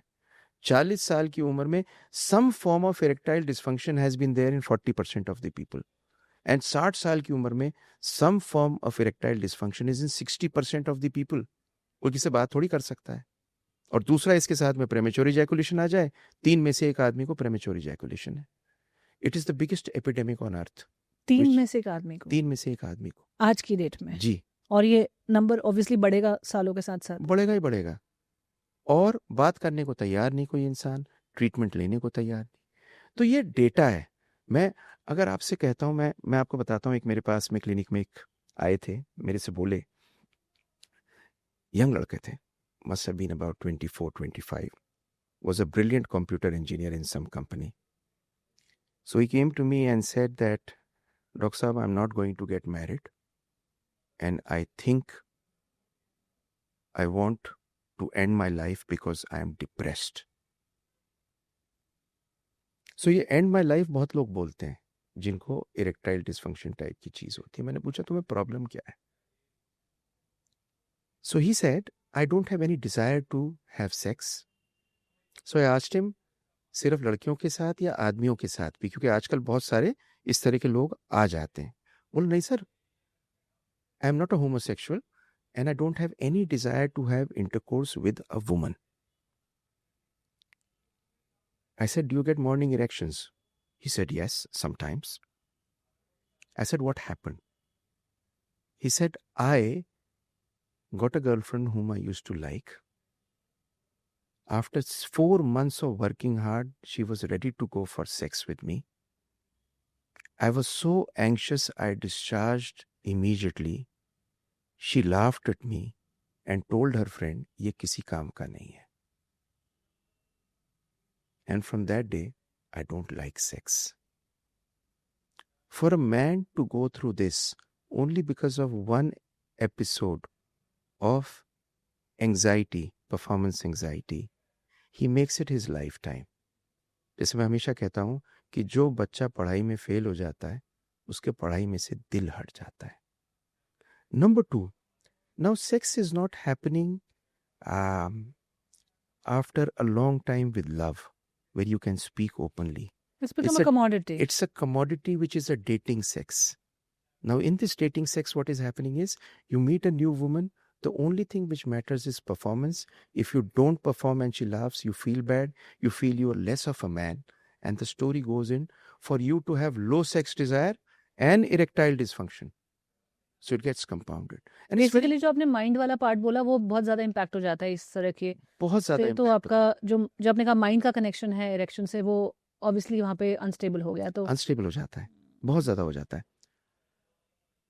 मैं आपको एक किस्सा बताता हूँ, ये बहुत इंटरेस्टिंग किस्सा है. There was this gentleman, a very rich guy, got married. Amazing guy, 6 feet 2 inches tall, very rich man. दहेज में इसके पास में मेबैक आई थी. मतलब मुझे डिस्टिंक्टली याद है बिकॉज इसकी शादी में गया था मैं. And he went to perform and in the first night because his friends had given him too much to drink. He had too much to drink, and that's what he told me later on. And his friends kept on pestering him. You're a macho, you're a macho. Who could be a better man than you? And the first night, he ejaculated without penetration. And then he didn't get an erection out of anxiety. The result which happened, this man had a major fear of intercourse. Now, this girl from a very rich family had got married. शादी was not consummating. और ये आदमी उस औरत से दूर चलता था कि कहीं वो सेक्स के लिए ना कह दे. She actually felt he is not interested in her. And this story resulted in a problem where actually they were set up for a divorce. And the divorce would have been very ugly because both were very rich people. And a lot of money had probably been exchanged, I don't know. Now, one of their friends brought him to me. I spoke to him about it and I understood exactly what the problem was. I called the wife, spoke to both of them. And within 6 months, they had a beautiful baby. But how? This went through 4 basic things. Number 1, counseling and understanding openly. For a man to express himself in front of the woman that he had premature ejaculation, I told them. I said probably the man had ejaculation after which he's feeling fearful. I checked him for any vasculogenic. He had no vasculogenic problem. I did a penile Doppler. It was normal. The man had morning erections. His whole machinery was fine. But his self had gone wrong. And it had resulted into this whole You know, story. Dr. what I'm hearing in your conversation and in a lot of examples and stories that you've brought in, जो self image है, जो psychological aspect है, वो dominate कर रहा है physical aspect वाले reasons को. मतलब it is more about psychology of sex और your connection, mental connection, or your understanding of sex than a physical problem with your erections or with your length or with whatever XYZ. See, physical problem is there in a lot of people. I will not say it is not there. But it gets compounded because of the mental stress. Another very big problem which is going on, which I wanted to talk about, is pornography. Madness. Free addiction on your phone, free of cost, always available. Lock yourself in the room, see the phone, see pornography morning to evening, flood your brain with dopamine and get desensitized. The moment the brain gets desensitized, it looks for more. Then it looks for more. First one type of pornography, then the second type of pornography, then the third type of pornography, and ultimately at the end of the day, you have no ichha to have intercourse in presence with a woman. With a human being that you don't want that, because the level of pleasure you'll never reach what you've reached. You are connected to a screen, Hmm. and the screen is giving a dopamine which nothing else will. At least एक human वो dopamine level तो नहीं match कर पाएगा जो आपको एक fabricated environment में मिलियंस ऑफ डॉलर्स लगा के और व्हाटएवर से मिल रहा है वो एक. And फिर body image जो आपने मुझसे बात की. Now you see somebody who is extremely well built, who has an organ which is massive, who is going on having intercourse for 30 minutes. Or you have a woman who is amazingly built, whom you see over there, and compare your woman to that and wish for that woman. The crazy things which happen in these movies, just like in any movie you would see. I mean, आसमान भी तो मतलब जिसे कहते हैं villain को पेट में मार के 5 गुना दूर भी तो पहुंचा देते हैं. बिल्कुल उसी तरह से ये कहानी है. इसके अंदर जो नए नए कर्तव्य आदमी देखता है, सोचता है ये सच है, यही अपनी वुमन के साथ करना चाहता है. वुमन आदमी वैसा चाहती है, आदमी वुमन ऐसा चाहती है. रिजल्ट क्या होता है अल्टीमेटली? कुछ नहीं, क्योंकि पोर्नोग्राफी ने ऑलरेडी डिसेंसिटाइज कर दिया है ब्रेन को. सो सबसे खतरनाक चीज अगर कोई चीज है वो है आज के ज़माने में पोर्नोग्राफी. अगर किसी को पॉर्न एडिक्शन है तो वो क्या करे? 5 चीज़ें करनी है. पॉर्न को देखना बंद करना है. सिंपलेस्ट, ब्लॉक कर दो सारे पॉर्न को. लेकिन अगर आप पहले ही इतने डिसेंसिटाइज हो गए हो पॉर्न देखकर, तो अब कैसे वापस आओगे? जीरो पे कैसे आओगे? मैं आपको एग्जाम्पल देता हूँ. एग्जाम्पल भी एक रियल लाइफ स्टोरी से देता हूँ. This lady highly educated came to the clinic with her husband. She said he doesn't have sex with me at all. I think he cannot have sex. I sent her out. I talked to the man. The man says, I every day watch porn and porn satisfies me. This woman does not. In fact, they came for a baby. And because he did not have intercourse at all, the baby was not there. She in fact said, I love this man. मुझे IVF से बच्चा दे दो या IUI से बच्चा दे दो. पर ये sex नहीं करता. Now when I realized it, he had to go through a porn detox therapy. Porn detox therapy, in 5 sentences, I would say. Number 1, he's got to stop porn. He's got to exercise. He's got to go into mindfulness. He has to eat healthy. He has to go into an intimate relationship with the woman where more than sex, the presence of that human being is there. Sex automatically develops. But wouldn't it be forced, doctor साहब? अगर कोई इतना desensitise हो गया है porn को देखकर कि उसे अगले वो कैसे होगा दोबारा से मैं आपको सेंसिटाइज? बताता हूँ.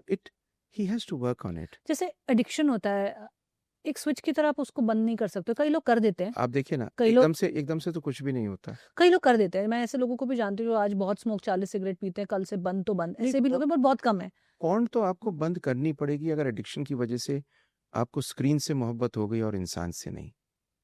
ये तो आपको बंद करनी पड़ेगी. चाहे आप किसी भी तरह से करें, फ़ोन को साथ ना ले जाएं, अपने ऐप्स को ब्लॉक कर दें, ना देखें, इतना तो करना पड़ेगा. सिगरेट स्मोक कर रहे हैं, कोकेन ले रहे हो, स्मैक ले रहे हो, ये जो सारी चीज़ें होती हैं अल्टीमेटली एडिक्शन तो करनी पड़ती है. डॉक्टर साहब, हम इरेक्टाइल डिस्फंक्शन की बात कर रहे थे. तो इरेक्टाइल डिस्फंक्शन का ट्रीटमेंट क्या है और ये कितना एक्सपेंसिव होता है? देखिए, इरेक्टाइल डिस्फंक्शन बहुत सिंपल सी चीज़ है. इरेक्टाइल डिस्फंक्शन का कारण क्या है, जिस वजह से ये इरेक्टाइल डिस्फंक्शन है, उस पर ट्रीटमेंट डिपेंड करता है. आपने 4 कारण बताए थे पहले. So it can be hormonal. So for a man whose hormones are bad, if he goes into a lifestyle system, improves the hormones, कुछ मेडिकेशन होती है जो वो ले सकता है जो नेचुरल टेस्टोस्टेरोन बनना शुरू हो, वेट को कम करे, डाइट को कम करे, साथ में कुछ एंटीऑक्सीडेंट्स लें, लाइक जैसे आर्जिनिन है, कोएंजाइम क्यू है. These are natural antioxidants for sexual health. ये ले. Ashwagandha and shilajit are amazing, which are originally immunogenics. तो क्या करता है अश्वगंधा? क्या करता है? आपके स्ट्रेस को कम करता है, कॉर्टिसोल को कम करता है. जब स्ट्रेस कम करता है तो टेस्टोस्टेरोन बढ़ता है. जब टेस्टोस्टेरोन बढ़ता है तो आपकी सेक्स करने की इच्छा बढ़ती है. These are amazing. When all these things are done together, these are the areas in which this person who has a hormonal problem can be corrected. Now the other thing is vascular. Now vascular क्यों होती है? Arterioles होते हैं पतले पतले, आपके penis के अंदर 3 रॉड्स हैं, उनमें आर्टीरियोल्स हैं। आर्टीरियोल्स के अंदर कोलेस्ट्रॉल बिल्कुल वैसा ही जमता है जैसा आपके हार्ट के आर्टीरियोल्स में जमता है। तो जो चीज़ें आप हार्ट के लिए करते हैं, विच मीन्स कोलेस्ट्रॉल कम करना, एथेरोजेनिक कम करना, डायबिटीज़ है तो मैनेज करना। आपको जान के बड़ा ताज्जुब होगा कि 30 से 40% डायबिटीज, लॉन्ग टर्म डायबिटीज़ को इरेक्टाइल डिसफंक्शन होता है। वैस्कुलोजेनिक में वाइग्रा टाइप की PD5 बोलते हैं, ये सारी मेडिसिन काम करती हैं जो आपको weight, stress reduction, food, diet के साथ में लेनी है, एंड बहुत अच्छा काम करती हैं। इसके अतिरिक्त कुछ चीज़ें होती हैं जैसे vacuum pumps which can be used. वो कोई ऐसा नहीं कि बहुत ज़्यादा काम करते हैं, पर काम कर सकते हैं। आज के दिन में कुछ थेरेपीज आई हैं जैसे PRP एंड शॉक वेव। ये कहने को एक्सपेरिमेंटल है लेकिन बहुत लोगों में काम करती हैं। लेकिन अगर ये सब काम ना करें तब जाके एक पिनाइल इम्प्लांट की स्टोरी आती है। पिनाइल इम्प्लांट बहुत कम लोगों को करानी होती है, हर आदमी को नहीं करानी होती, क्योंकि एक तो ये प्रोसीजर पर से ऐसा होता है जिसे इन्वेजिव बोलते हैं। एक पूरी चीज ही परमानेंटली आपके अंदर डाल दी जाती है, जिसको अगर आप यूज करें तो इरेक्शन होगी, बटन दबाएं तो वापस डाउन होगा। बट ये एक सेकेंडरी इशू है। पर ये समझ लीजिए कि 70% of erectile dysfunction can be managed very simply when a human being actually understands the cause of the erectile dysfunction. So it's a very interesting world in which we are. No I am just thinking कि आपने इतने सारे factors बताए जहाँ से हो रहा है। आपने 5 एप्स की बात की जिसमें फूड भी था, फिटनेस भी था। तो ये कैसे समझ में आएगा कि क्या मेरा एक्चुअल रीज़न है? Because I know almost everybody is addicted to screens, almost everybody is addicted to having bad food, मतलब बाहर से खाना खाना, ट्रांस फैट्स खाना, तला हुआ खाना, ज़्यादा शुगर लेना। ऑलमोस्ट एवरीबॉडी इज़ गेटिंग, तो मतलब बड़ा कन्फ्यूजन हो रहा है कि ये मेरा कहाँ से आ रहा है? What is the actual reason? तो इसके लिए कोई टेस्ट होते हैं जिससे आपको मैं पता मैं चलता है? मैं आपको बहुत सिंपली बताऊं, और मैं आपको मतलब मैं ये नहीं चाहती हूँ, सॉरी टू कट यू, मैं ये नहीं चाहती हूँ कि कोई इंसान, कोई आदमी इस पॉडकास्ट को सुन रहा है और उसको लग रहा है कि मेरे को खाने की वजह से हो रहा है, इसकी वजह से हो रहा है, and is getting misinformation of the sorts. देखिए, एक तो एक अकेली चीज की वजह से नहीं होता। All these things get together to give you an erectile dysfunction. It is not that psychogenic is the main cause, it is a partial cause, or it is an overlay into an organic erectile dysfunction. Erectile dysfunction के साथ में 2 चीजें और आती हैं, लो sex desire and प्रेमेच्योर ejaculation, क्योंकि ये कई बार ओवरलैप करती हैं। हमको एज ह्यूमन बीइंग्स किसी स्पेशलिस्ट के पास जाना है, फौरन जाना है, जो इवेलुएट करके बताएं कि प्रॉब्लम क्या है। एक चीज को बहुत सिंपल समझिए, मतलब मैं शोभा जी आपको जेन्युइन कहूं, इसमें सेल्फ ट्रीटमेंट लोग क्या करते हैं, दोस्त से बात करते हैं, वाइग्रा की गोली खा लेते हैं, और वाइग्रा की गोली खाने के बाद में अल्टीमेटली जो रियल रीजन है उसको अटैक नहीं करते। वही क्विक फिक्स हो गया एक बेसिकली। क्विक फिक्स, और क्विक फिक्स भी ऐसा जो डोज बढ़ती चली जाती है। मैंने आपको बताया था 3 हाँ ग्राम वाले करेक्ट। भाई साहब। वो जैसे आपको घुटने में दर्द हो, आपने पेन किलर खा लिया, कुछ टाइम तक वो काम करेगा, उसके बाद जब वो एक्चुअल जो बीमारी बड़ी होती जाएगी वो सरफेस करेगी तो पेन किलर काम नहीं करेगा। मेरे समथिंग मे, लाइक दैट। मेरे बॉस कहा करते थे कि जिस बीमारी का इलाज दवा से नहीं होता उसकी दवा बहुत सारी होती है। जरा गौर से सोचिए, घुटने का दर्द, गंजे के बाल, स्पर्म ना हो तो लाने की दवा, और सबसे इंपॉर्टेंट सेक्स की तो ना जाने कितनी दवाइयां बन गई। और हर दवा के आगे एक ऐसा नाम होता है जिसके आदमी कहे यही लेनी है। किसी के आगे हॉर्स होता है, किसी के आगे लायन होता है। कमाल की दुनिया है। तो इसलिए मैं आपसे एक बात कहूंगा कि अगर कोई ऐसी पुख्ता दवा होती जिसके बाद में ये ठीक हो जाता बिना मेहनत के, तो ये दवा बनाने वाले को नोबेल प्राइज मिलता। और शायद इस दुनिया का सबसे, मैं आपको एक बात कहूं, हिंदुस्तान के अंदर सबसे बड़ी प्रॉब्लम पता है आपको क्या है? Phenyl size. हर आदमी को लगता है उसका पिनाइल साइज छोटा है। छोटा होता है जब 3.5 इंचेस के कम हो। अगर उसके ज्यादा है ना तो कोई टेंशन नहीं है, पर आदमी को ये लगता है कि पिनाइल साइज न जाने क्या होना चाहिए। आजकल पोर्नोग्राफी की दुनिया ने एक अलग कर दी। तो हर आदमी आके न जाने, तो एक तो पिनाइल साइज एनलार्जमेंट की बहुत सारी दवाइयां हैं, और अगर कोई दवा असल में काम कर रही होती तो उस आदमी वो सबसे अमीर आदमी होता है इस दुनिया का, कम से कम हिंदुस्तान का तो होता ही होता। इनफैक्ट अगर ऐसी कोई दवा होती ना तो अस्पताल से बड़ी फार्मेसी की दुकान होती। तो बड़ी अजीब सी चीज़ आपको बताऊं, ये कुछ एक अलग अलग सी चीज़ें हैं जो हिंदुस्तान में मानसिकता में फंसी हुई हैं। इसी में एक छोटा सा एडिशन करूंगा। देखिए, the average penile size of an Indian man is 4 to 4.5 inches. And the vaginal size of an Indian woman is also about the same. So it's a perfect fit. There is no problem. The only thing which matters more than the size is your connection, your technique, your foreplay, and the fact that you need to be comfortable with yourself. Because that's only when you will perform. Doctor साहब, having said that, एक जो बहुत common question मैं देखती हूँ that is connection between masturbation and erectile dysfunction. Erectile dysfunction का masturbation से क्या कनेक्शन है? अब मैं दो चीज़ें आपसे कहूँगा। आपने बहुत अच्छा सवाल पूछा। मैं तीन चीज़ों की बात करूँगा क्योंकि तीनों लिंक्ड हैं। Nightfall, dhat syndrome, masturbation. Hindustan एक ऐसी खूबसूरत जगह है जहाँ हिंदुस्तान, पाकिस्तान, बांग्लादेश, इन तीन देशों में दो बड़ी भारी समस्याएं हैं। एक है नाइटफॉल, दूसरी है धात सिंड्रोम। मैस्टरबेशन पे उसके बाद आऊँगा because it's very important for me to come there. लेकिन नाइटफॉल एक नॉर्मल सी चीज़ होती है जब आपकी शादी नहीं होती, सीमन आप बना रहे होते हैं, आप मैस्टरबेट नहीं कर रहे, इंटरकोर्स नहीं कर रहे, तो जो बन रहा है वो आएगा। तो नॉर्मली हफ्ते में 2-3 बार अगर आता है या उससे कम बार भी आता है, that's a natural process, the way it is always taken by the western world. पर हमारे कंट्री के अंदर नाइटफॉल को गलत मानते हैं। क्यों? क्योंकि अभी आपको आगे बताता हूँ। बहुत समय से एक कहानी चली आ रही है, और कहानी चली आ रही है कि 40 खून की बूंदें एक मैरो की बूंद बनाती है, 40 मैरो की बूंद एक वीर्य की बूंद बनाती है। तो अगर आप लूज कर देते हैं अपने वीर्य को, स्पर्म को, तो आप वीक हो जाते हैं और बड़े भारी नुकसान होते हैं।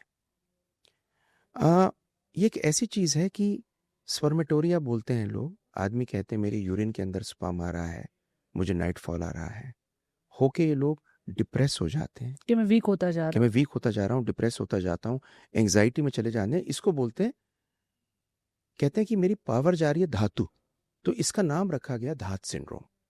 ये धात सिंड्रोम सिर्फ हमारे एरिया में होता है, ये दुनिया में और कहीं नहीं होता। इनफैक्ट एक बड़ी इंटरेस्टिंग आपको बात बताता हूँ कि स्पेन के अंदर स्पेनिश डॉक्टर्स के पास में कुछ हमारे एरिया के लोग गए, I think they were from Bangladesh, और वहाँ जाके उन्होंने बताया कि मेरे वीर्य के अंदर, मेरे यूरिन के अंदर सीमन आ रहा है। तो जब उन्होंने ये बात बताई तो दुनिया भर के टेस्ट हो गए, उनके किडनी का टेस्ट, किडनी स्टोन का टेस्ट, उनके यूरिन का टेस्ट, और सारी टेस्ट होने के बाद में जब नॉर्मल आए और उनकी समझ में नहीं आया स्पेन में ये क्या बीमारी है, तब किसी इंडियन डॉक्टर ने वहाँ जाके बताया इसको तो धात सिंड्रोम है, क्योंकि ये तो हमारे इलाके का है। तो इस दुनिया में धात नाम की चीज कहीं नहीं है। ऐसी कहानी हो गई मास्टरबेशन की। अब मास्टरबेशन के दो पहलू हैं। पहली चीज है, मास्टरबेशन एक नॉर्मल प्रक्रिया है जो 80% इंसान करता है, और अगर ये रीजनेबल टाइम में किया जाए तो ये एक स्ट्रेस रिलीवर है, ये एक नॉर्मल प्रक्रिया है, ये एक सेक्सुअल ग्रेटिफिकेशन है, और ये actually learning about your body and feelings है अगर नॉर्मल किया जाए।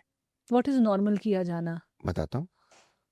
इसका कोई आकलन नहीं है, I mean there is no number to it, but if any human being does it even twice a week, you could consider to be a reasonable amount where he has not got addicted, his work does not get affected, he does not have this intense desire to masturbate.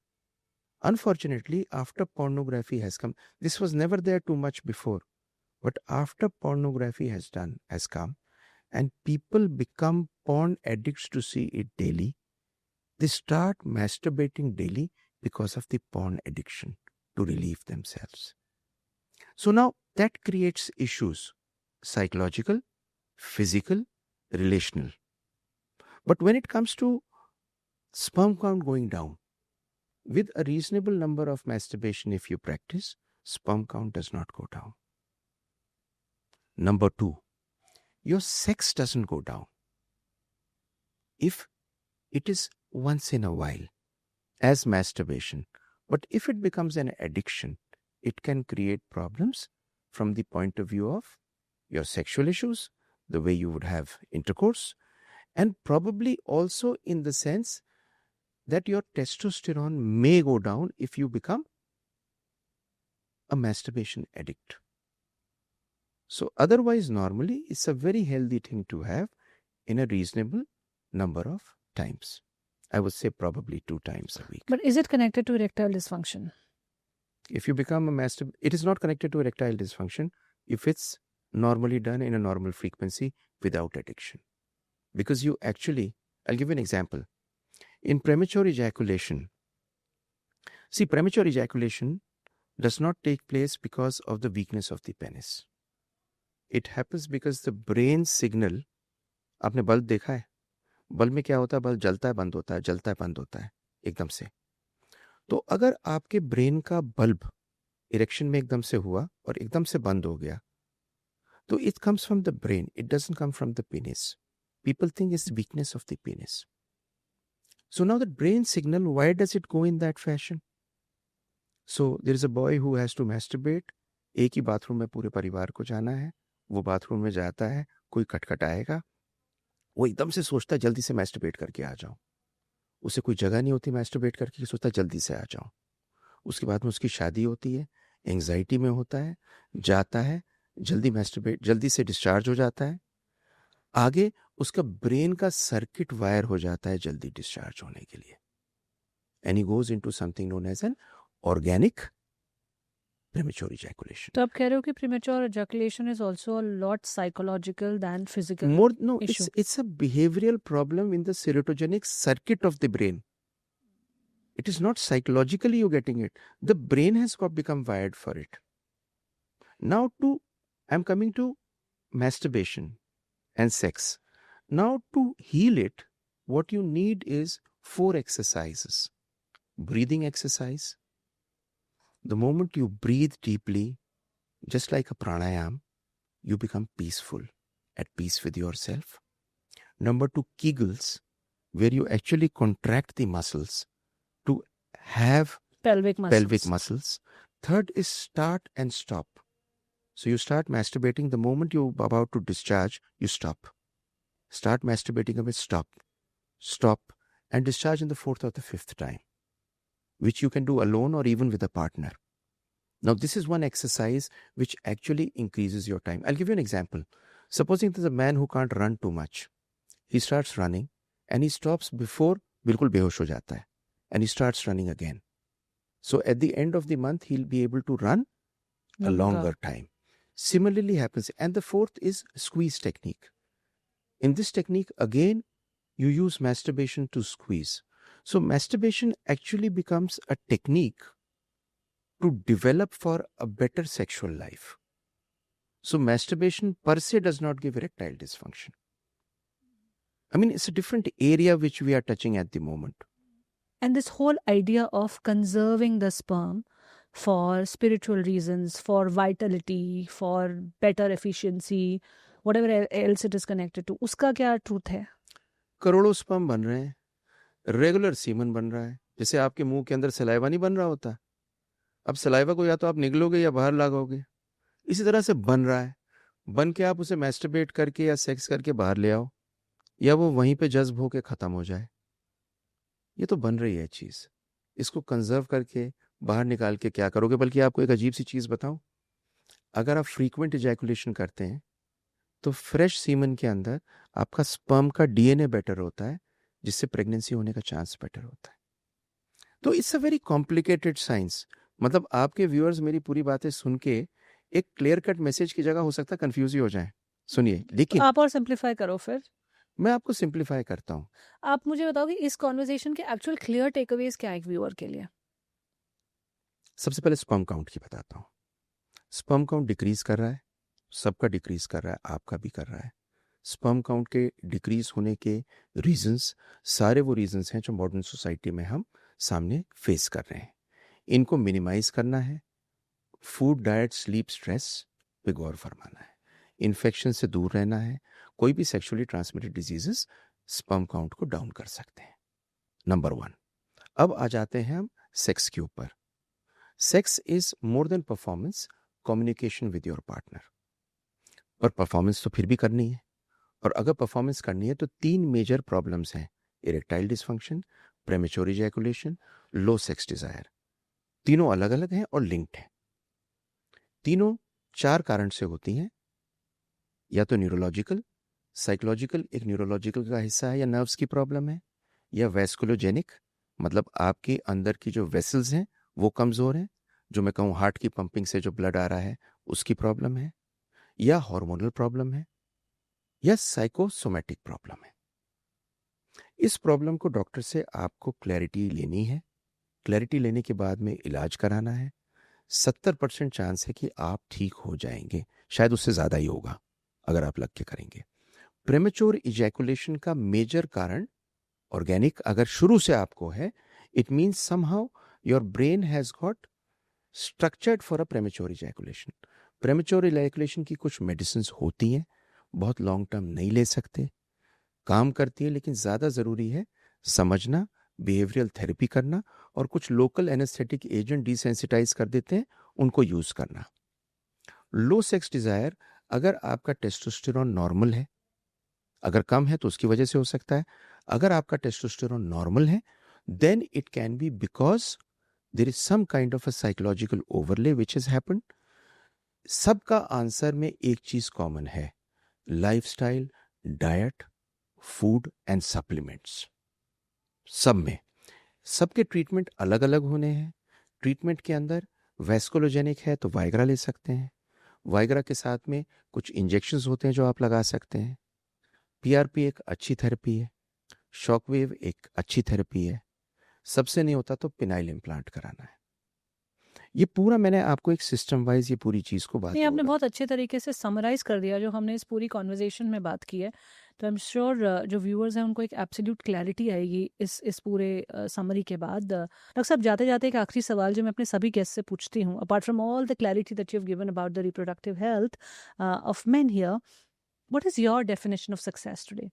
If a man has to measure his success, जो कि बहुत ज़्यादा उसकी vitality, sexual performance, आपने कहा कि बहुत बड़ा रीज़न होता है लोगों के लिए, what is the right idea of success? Success is that the last day of your life when you're going, you close your eyes and say, I've led a good life, I'm happy. But वो last day पे आप क्या सोचोगे वो आप आज नहीं देख सकते ना। आज आज कैसा डिफाइन करो आप सक्सेस? कह रहे हो आज के दिन? आज के दिन क्या डेफिनेशन है सक्सेस? मुझे कैसे पता No, चलेगा I'll tell मेरा you. क्या मार्कर है कि मैं सही No, जा रहा हूँ लाइफ में I'll tell as a you. Man? Yeah, I'll tell you as a man. Uh, there are 4 things in life which every human being wants: freedom, happiness, peace and joy. Happiness और Joy में फ़र्क होता है। Joy आनंद बोलते हैं हिंदी में। और ये चारों चीज़ें आप पाने के लिए काम करते हैं हर इंसान। और पता है ज़िंदगी की खूबसूरती क्या है? ये चारों चीज़ें देने से आती हैं। तो I think any human being who is successful has lived a life where he has had these 4 things. Where he has given these 4 things, You can only have till he does when he gives it. when he gives it. You know, आपने इतना इतना खूबसूरत मंत्र दिया है। अगर कोई genuinely इस पे डीप थिंक करें, जो लोग इस कॉन्वर्जेशन को सुन रहे हैं, और सच में देखें कि वो कितनी फ्रीडम दे रहे हैं खुद को, अपने पार्टनर को, कितना हैप्पीनेस दे रहे हैं अपने पार्टनर को, कितना जॉय दे रहे हैं, कितना पीस दे रहे हैं, तो समझ में आएगा कि अगर हम खुद ही नहीं दे रहे हैं तो फिर हमारी लाइफ में कैसे क्रिएट होगा। And that is why I say that you can really create the life that you want. Of course there can be factors, those are out of your control, लेकिन मुझे लगता है majority of the people are going wrong in their own ideas first up. अगर वहीं पे गलती है तो फिर तो प्रॉब्लम ही वहाँ से शुरू हो जाती है। तो आई रियली होप कि लोगों को जो टूल्स मिले हैं apart from the reproductive health, जो एक लाइफ टूल्स मिले हैं इस पॉडकास्ट के थ्रू, आज की इस कॉन्वर्जेशन के थ्रू, और भी हमारे almost 160 episodes are live as we are speaking today. I really hope लोग उन टूल्स को थोड़ा सा डीप थिंक करें उनके ऊपर, और अपनी लाइफ को वहाँ से क्रिएट करना, क्राफ्ट करना, डिज़ाइन करना शुरू करें, and they get closer to that dream life. आपको जाते हुए एक चीज़ सुनाऊं? बोलिए। Something which affected me. I learn every day, and I learn every day from even my patients. I had this amazing human being who taught me a lot. This is about 8 years back. I'll say lady at the moment. She walked into my wife's clinic. My wife is also a doctor. She's an IVF specialist. And she entered and said, मेरे कभी period नहीं हुए, मुझे baby चाहिए. She belonged to Gurgaon. Dr. Anshu examined her. She had a very thick file and somehow felt, let's get a karyotyping done. Karyotyping is when you give a blood sample to check out what is the chromosome, whether it's a man or a woman. XX is a woman, XY is a man. So this lady who had come, so sent her sample, and I got a call from the laboratory we had sent it to that, Dr. Jindal, you have written it female and the sample is of a male. So I called my staff who takes the sample. I said, तुमने गलत तो नहीं लिया? He said, नहीं, मैंने बिल्कुल ठीक लिया है. मैंने कि कहा क्लिनिक पर तो औरत आई थी, लेकिन जो क्रोमोसोम्स है वो आदमी के वो उनके आदमी अंदर के हैं. So I asked him to send it again. He sent it again, and again I got a call. Now that doctor is a very intelligent lady. She said it's a male. So then I studied the reports. I and Dr. Anshu saw the woman, and we realized that it was a male who unfortunately at the time when was in the womb of the mother, जब अपनी माँ के पेट में ये थी या था, उस टाइम पर जो default organs थे वो आ गए, which is a vagina and a small uterus. It did not develop into the male genitalia, though chromosomally this person was a male. मतलब ये एक आदमी था. लेकिन he did not have the male reproductive organs. Had a vagina and a small uterus. How is this possible? That's the default. That's the original default design of a child in the womb of a mother. It is always a girl. No, it is not a girl. It's this default. There are no ovaries. This is the default. Wow, So it's complicated. now, but you'll understand. I'm trying to ask him. So now I called the husband, the wife, and a relative of theirs, and I sat in the clinic. मैं बैठ के उनसे बात की, और बैठने के बाद में मैंने कहा, देखो, ये एक औरत नहीं है, ये एक पुरुष है अनुवांशिक रूप से, तो आप बच्चे को गोद ले लीजिए और इन्हें छोड़िएगा नहीं, because I had this apprehension, क्योंकि ये आदमी है. That man looked at me, kept quiet for 2 minutes, and you know what he said? कि डॉक्टर साहब, ये आदमी हो या औरत हो, मैं इन्हें प्यार करता हूँ, मुझे इनसे बच्चा दीजिए ना. जब ये सिंदूर लगाती हैं, मेरा दिन खिल उठता है. मुझे आज तक उस आदमी की बातें याद हैं. तो मैं हमेशा आपको एक बात कहूँ, प्यार की कोई परिभाषा नहीं होती. प्यार पर सेक्स नहीं होता, प्यार सिर्फ प्यार होता है. So I called up Dr. Anshu and I said, ऐसी चीज है, क्या करें? She said, लगते हैं. So we gave that person hormones. The uterus size developed. We gave that person hormones, the endometrium developed. And then finally, we gave progesterone to break that layer in the uterus, and she had periods for the first time. So I called her. I'm saying her over here. I called her and I said, देखो, तुम्हारे periods हो गए, अब तुम्हें regular period हो जाएंगे, मैं दवा देता रहूँगा, बच्चे को गोद ले लो. तो कहती, बच्चा तो मेरा होगा और आप ही दोगे. I had another conversation with my wife and we said, let's work on it. So we developed a uterus, took eggs from outside, donor eggs. She could never have many eggs. Took the sperm of her husband, made embryos, kept in the uterus. In the first cycle, she didn't get pregnant.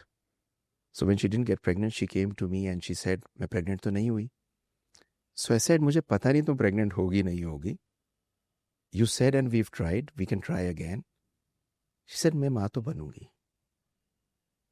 And her husband would always come, stand over here, look at her, and then look at me. We went the second time, and this time she got pregnant. But when she got pregnant, a problem started. She was a man. She did not produce women hormones. We had to give all hormones from outside to manage it.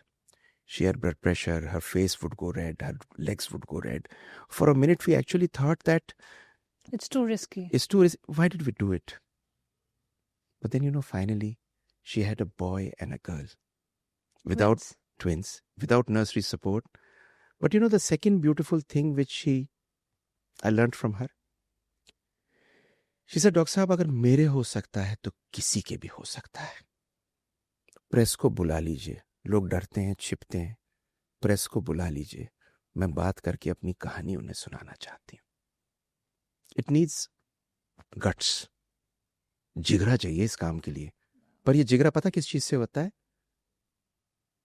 जब आप औरों के लिए करने में ज्यादा सुख पाते हो अपने सी जगह. एंड ऑल्सो जब आप बहुत ही सेफ और सिक्योर रिलेशनशिप में होते हो जहाँ पे जजमेंट नहीं है. Perfect. And I'm just thinking from that woman's world. And I called the press. It was front page of Times of India, all editions pan India. It was 14th full page of Indian Express. Mid of midday, Yahoo News. Her international जगह था. Invitation from every country to present this case. But ये सब तो एक secondary चीज है. जो सीखा ना, पता क्या सीखा? कि प्यार की कोई परिभाषा नहीं है, सबसे गहरी फीलिंग है. एंड नंबर 2, औरों के लिए कुछ करना कभी कभी अपने से ज्यादा फुलफिलिंग होता है. इसी शहर में जहां हम पोस्ट कर रहे हैं रहती है. आज भी फोन आता है. बच्चे बड़े हो गए हैं. अगर रहा तब तक जब तक उनकी शादी होगी जाऊंगा जरूर, क्योंकि जिंदगी बड़ी प्यारी है और कोई भी इस दुनिया में बच्चा पा सकता है अगर वो चाहे तो. I really hope that the message of hope that you gave through this story, और मुझे लगता है एक सबसे आसान या सबसे मुश्किल चीज़ जो हम किसी को कर सकते हैं किसी के लिए होप देना, क्योंकि जब एक आदमी होपलेस हो जाता है तो उसको होप देना बहुत मुश्किल हो जाता है. वैसे तो होप क्या है, एक बहुत सिंपल सी चीज़ है, राइट? तो आई होप इस स्टोरी के थ्रू आपकी इतनी ऑथेंटिक जो आपने नरेशन किया, बीच में इमोशनल भी हो गए, आपने मुझे भी इमोशनल कर दिया. और इस पॉडकास्ट में ना यही खूबसूरती है, मैं गिन नहीं सकती कि कितने एपिसोड्स में मैं रोई हूँ एक्चुअल कॉन्वर्जेशन करने के टाइम पे, क्योंकि when you get an authentic speaker जो अपनी दिल से बात कर रहे हैं और अपनी सच्चाई की कहानी सुना रहे हैं, और मैं वो रहने की कोशिश भी करती हूँ एज अ होस्ट, तो ये फ्लो ऑफ इमोशंस होता है और एंड लोगों की रियल जेन्युइन प्रॉब्लम एड्रेस हो जाती है कहीं ना कहीं इस वार्तालाप के थ्रू. तो आई really hope that this podcast reaches to people who have lost hope on having kids, on having babies, particularly men, जो वो shame और guilt अपने sexual performance के साथ attach करते हैं, उसको लेकर उनको एक clarity मिले. अगर genuinely कोई issue है, चाहे वो psychological आ रहा है, चाहे वो physical आ रहा है, उसको address करें, deep think करें, the journey within करें, खुद को बेहतर जानें. मेरे दोस्त क्या कहते हैं, मेरी माँ क्या कहती है, सोसाइटी क्या चाहती है, मेरी सेक्सुअल परफॉर्मेंस के थ्रू, उस लेंस के थ्रू देखने की जगह खुद आप क्या चाहते हो और आप कैसे कनेक्ट करते हो अपनी बॉडी से, अपने बॉडी के ऑर्गन से, अपने पार्टनर से, उसके बारे में डीप थिंक करें और एक बहुत ही डीपर अंडरस्टैंडिंग ऑफ लव पैदा करें, इंटीमेसी को इन द ट्रू सेंस समझें, और उसके बाद जाके जो भी हम बात कर रहे हैं और जो भी यहाँ वहाँ से बातें सुनने को मिलती है, उनको नेगेट करने का आपका इंटरनल कंपस ही आपको वो गाइडेंस दे देगा. You will not have to go and read 10 articles and look at this guy and that guy and उनकी बात सुनो, वो ये कह रहे हैं, ये ट्रेंड में चल रहा है, वो म्यूजिक लगा के उन्होंने 5 रीजंस लिख दिए हैं तो वो रील वायरल हो गई. वो सब नॉनसेंस चैटर के को स्किप करने का एक कॉन्फिडेंस अंदर से बिल्ड हो. Thank you so much, Dr. Jindal, for coming on the Journey Within podcast. Thank you very much for inviting me, because I've been able to speak to you dil se. Thank you. Thank you. That's the biggest and the best compliment I think that I can get as a host. Viewership, subscribers, reaching to people. I always believe that's not in our hands. What I'm sitting here to do, what we are sitting here to do is sit as authentically as we can. दिल से genuinely एक intent रखें कि अगर कोई हमारे इस podcast को 1 घंटा 1.5 घंटा निकाल के सुन रहा है तो उसकी लाइफ में हम क्या कंट्रीब्यूशन क्रिएट कर सकते हैं. I design these conversations from that space. Thank you for bringing your best genuine self and sharing from a very vulnerable space, Dr. Saab. Very less people can do that. Thank you very much. Thank you. Thank you for watching today's podcast. I'm sure इस podcast ने आपको बहुत ज़्यादा enlighten किया होगा about the reproductive health, लेकिन उससे भी ज़्यादा आपको एक बेहतर इंसान बनने में, एक समझदार इंसान बनने में इस पॉडकास्ट ने ज़रूर कहीं ना कहीं कंट्रीब्यूट किया होगा। आप हमारे दूसरे एपिसोड्स को भी चेकआउट कर सकते हैं। We have over 160 episodes on this channel so far, and thank you for supporting us in this journey. जिन लोगों ने अभी तक सब्सक्राइब नहीं किया है, go hit that button and I will see you in the next episode. हमने और भी कई एक्सपर्ट्स के साथ sexual wellness and reproductive health पर एपिसोड्स किए हैं, and those are some fascinating conversations, and आपको ज़रूर सुननी चाहिए। उन्हें हमने पिन कमेंट में टैग कर दिया है, डिस्क्रिप्शन बॉक्स में भी मेंशन कर दिया है, so do check out those links and those podcast.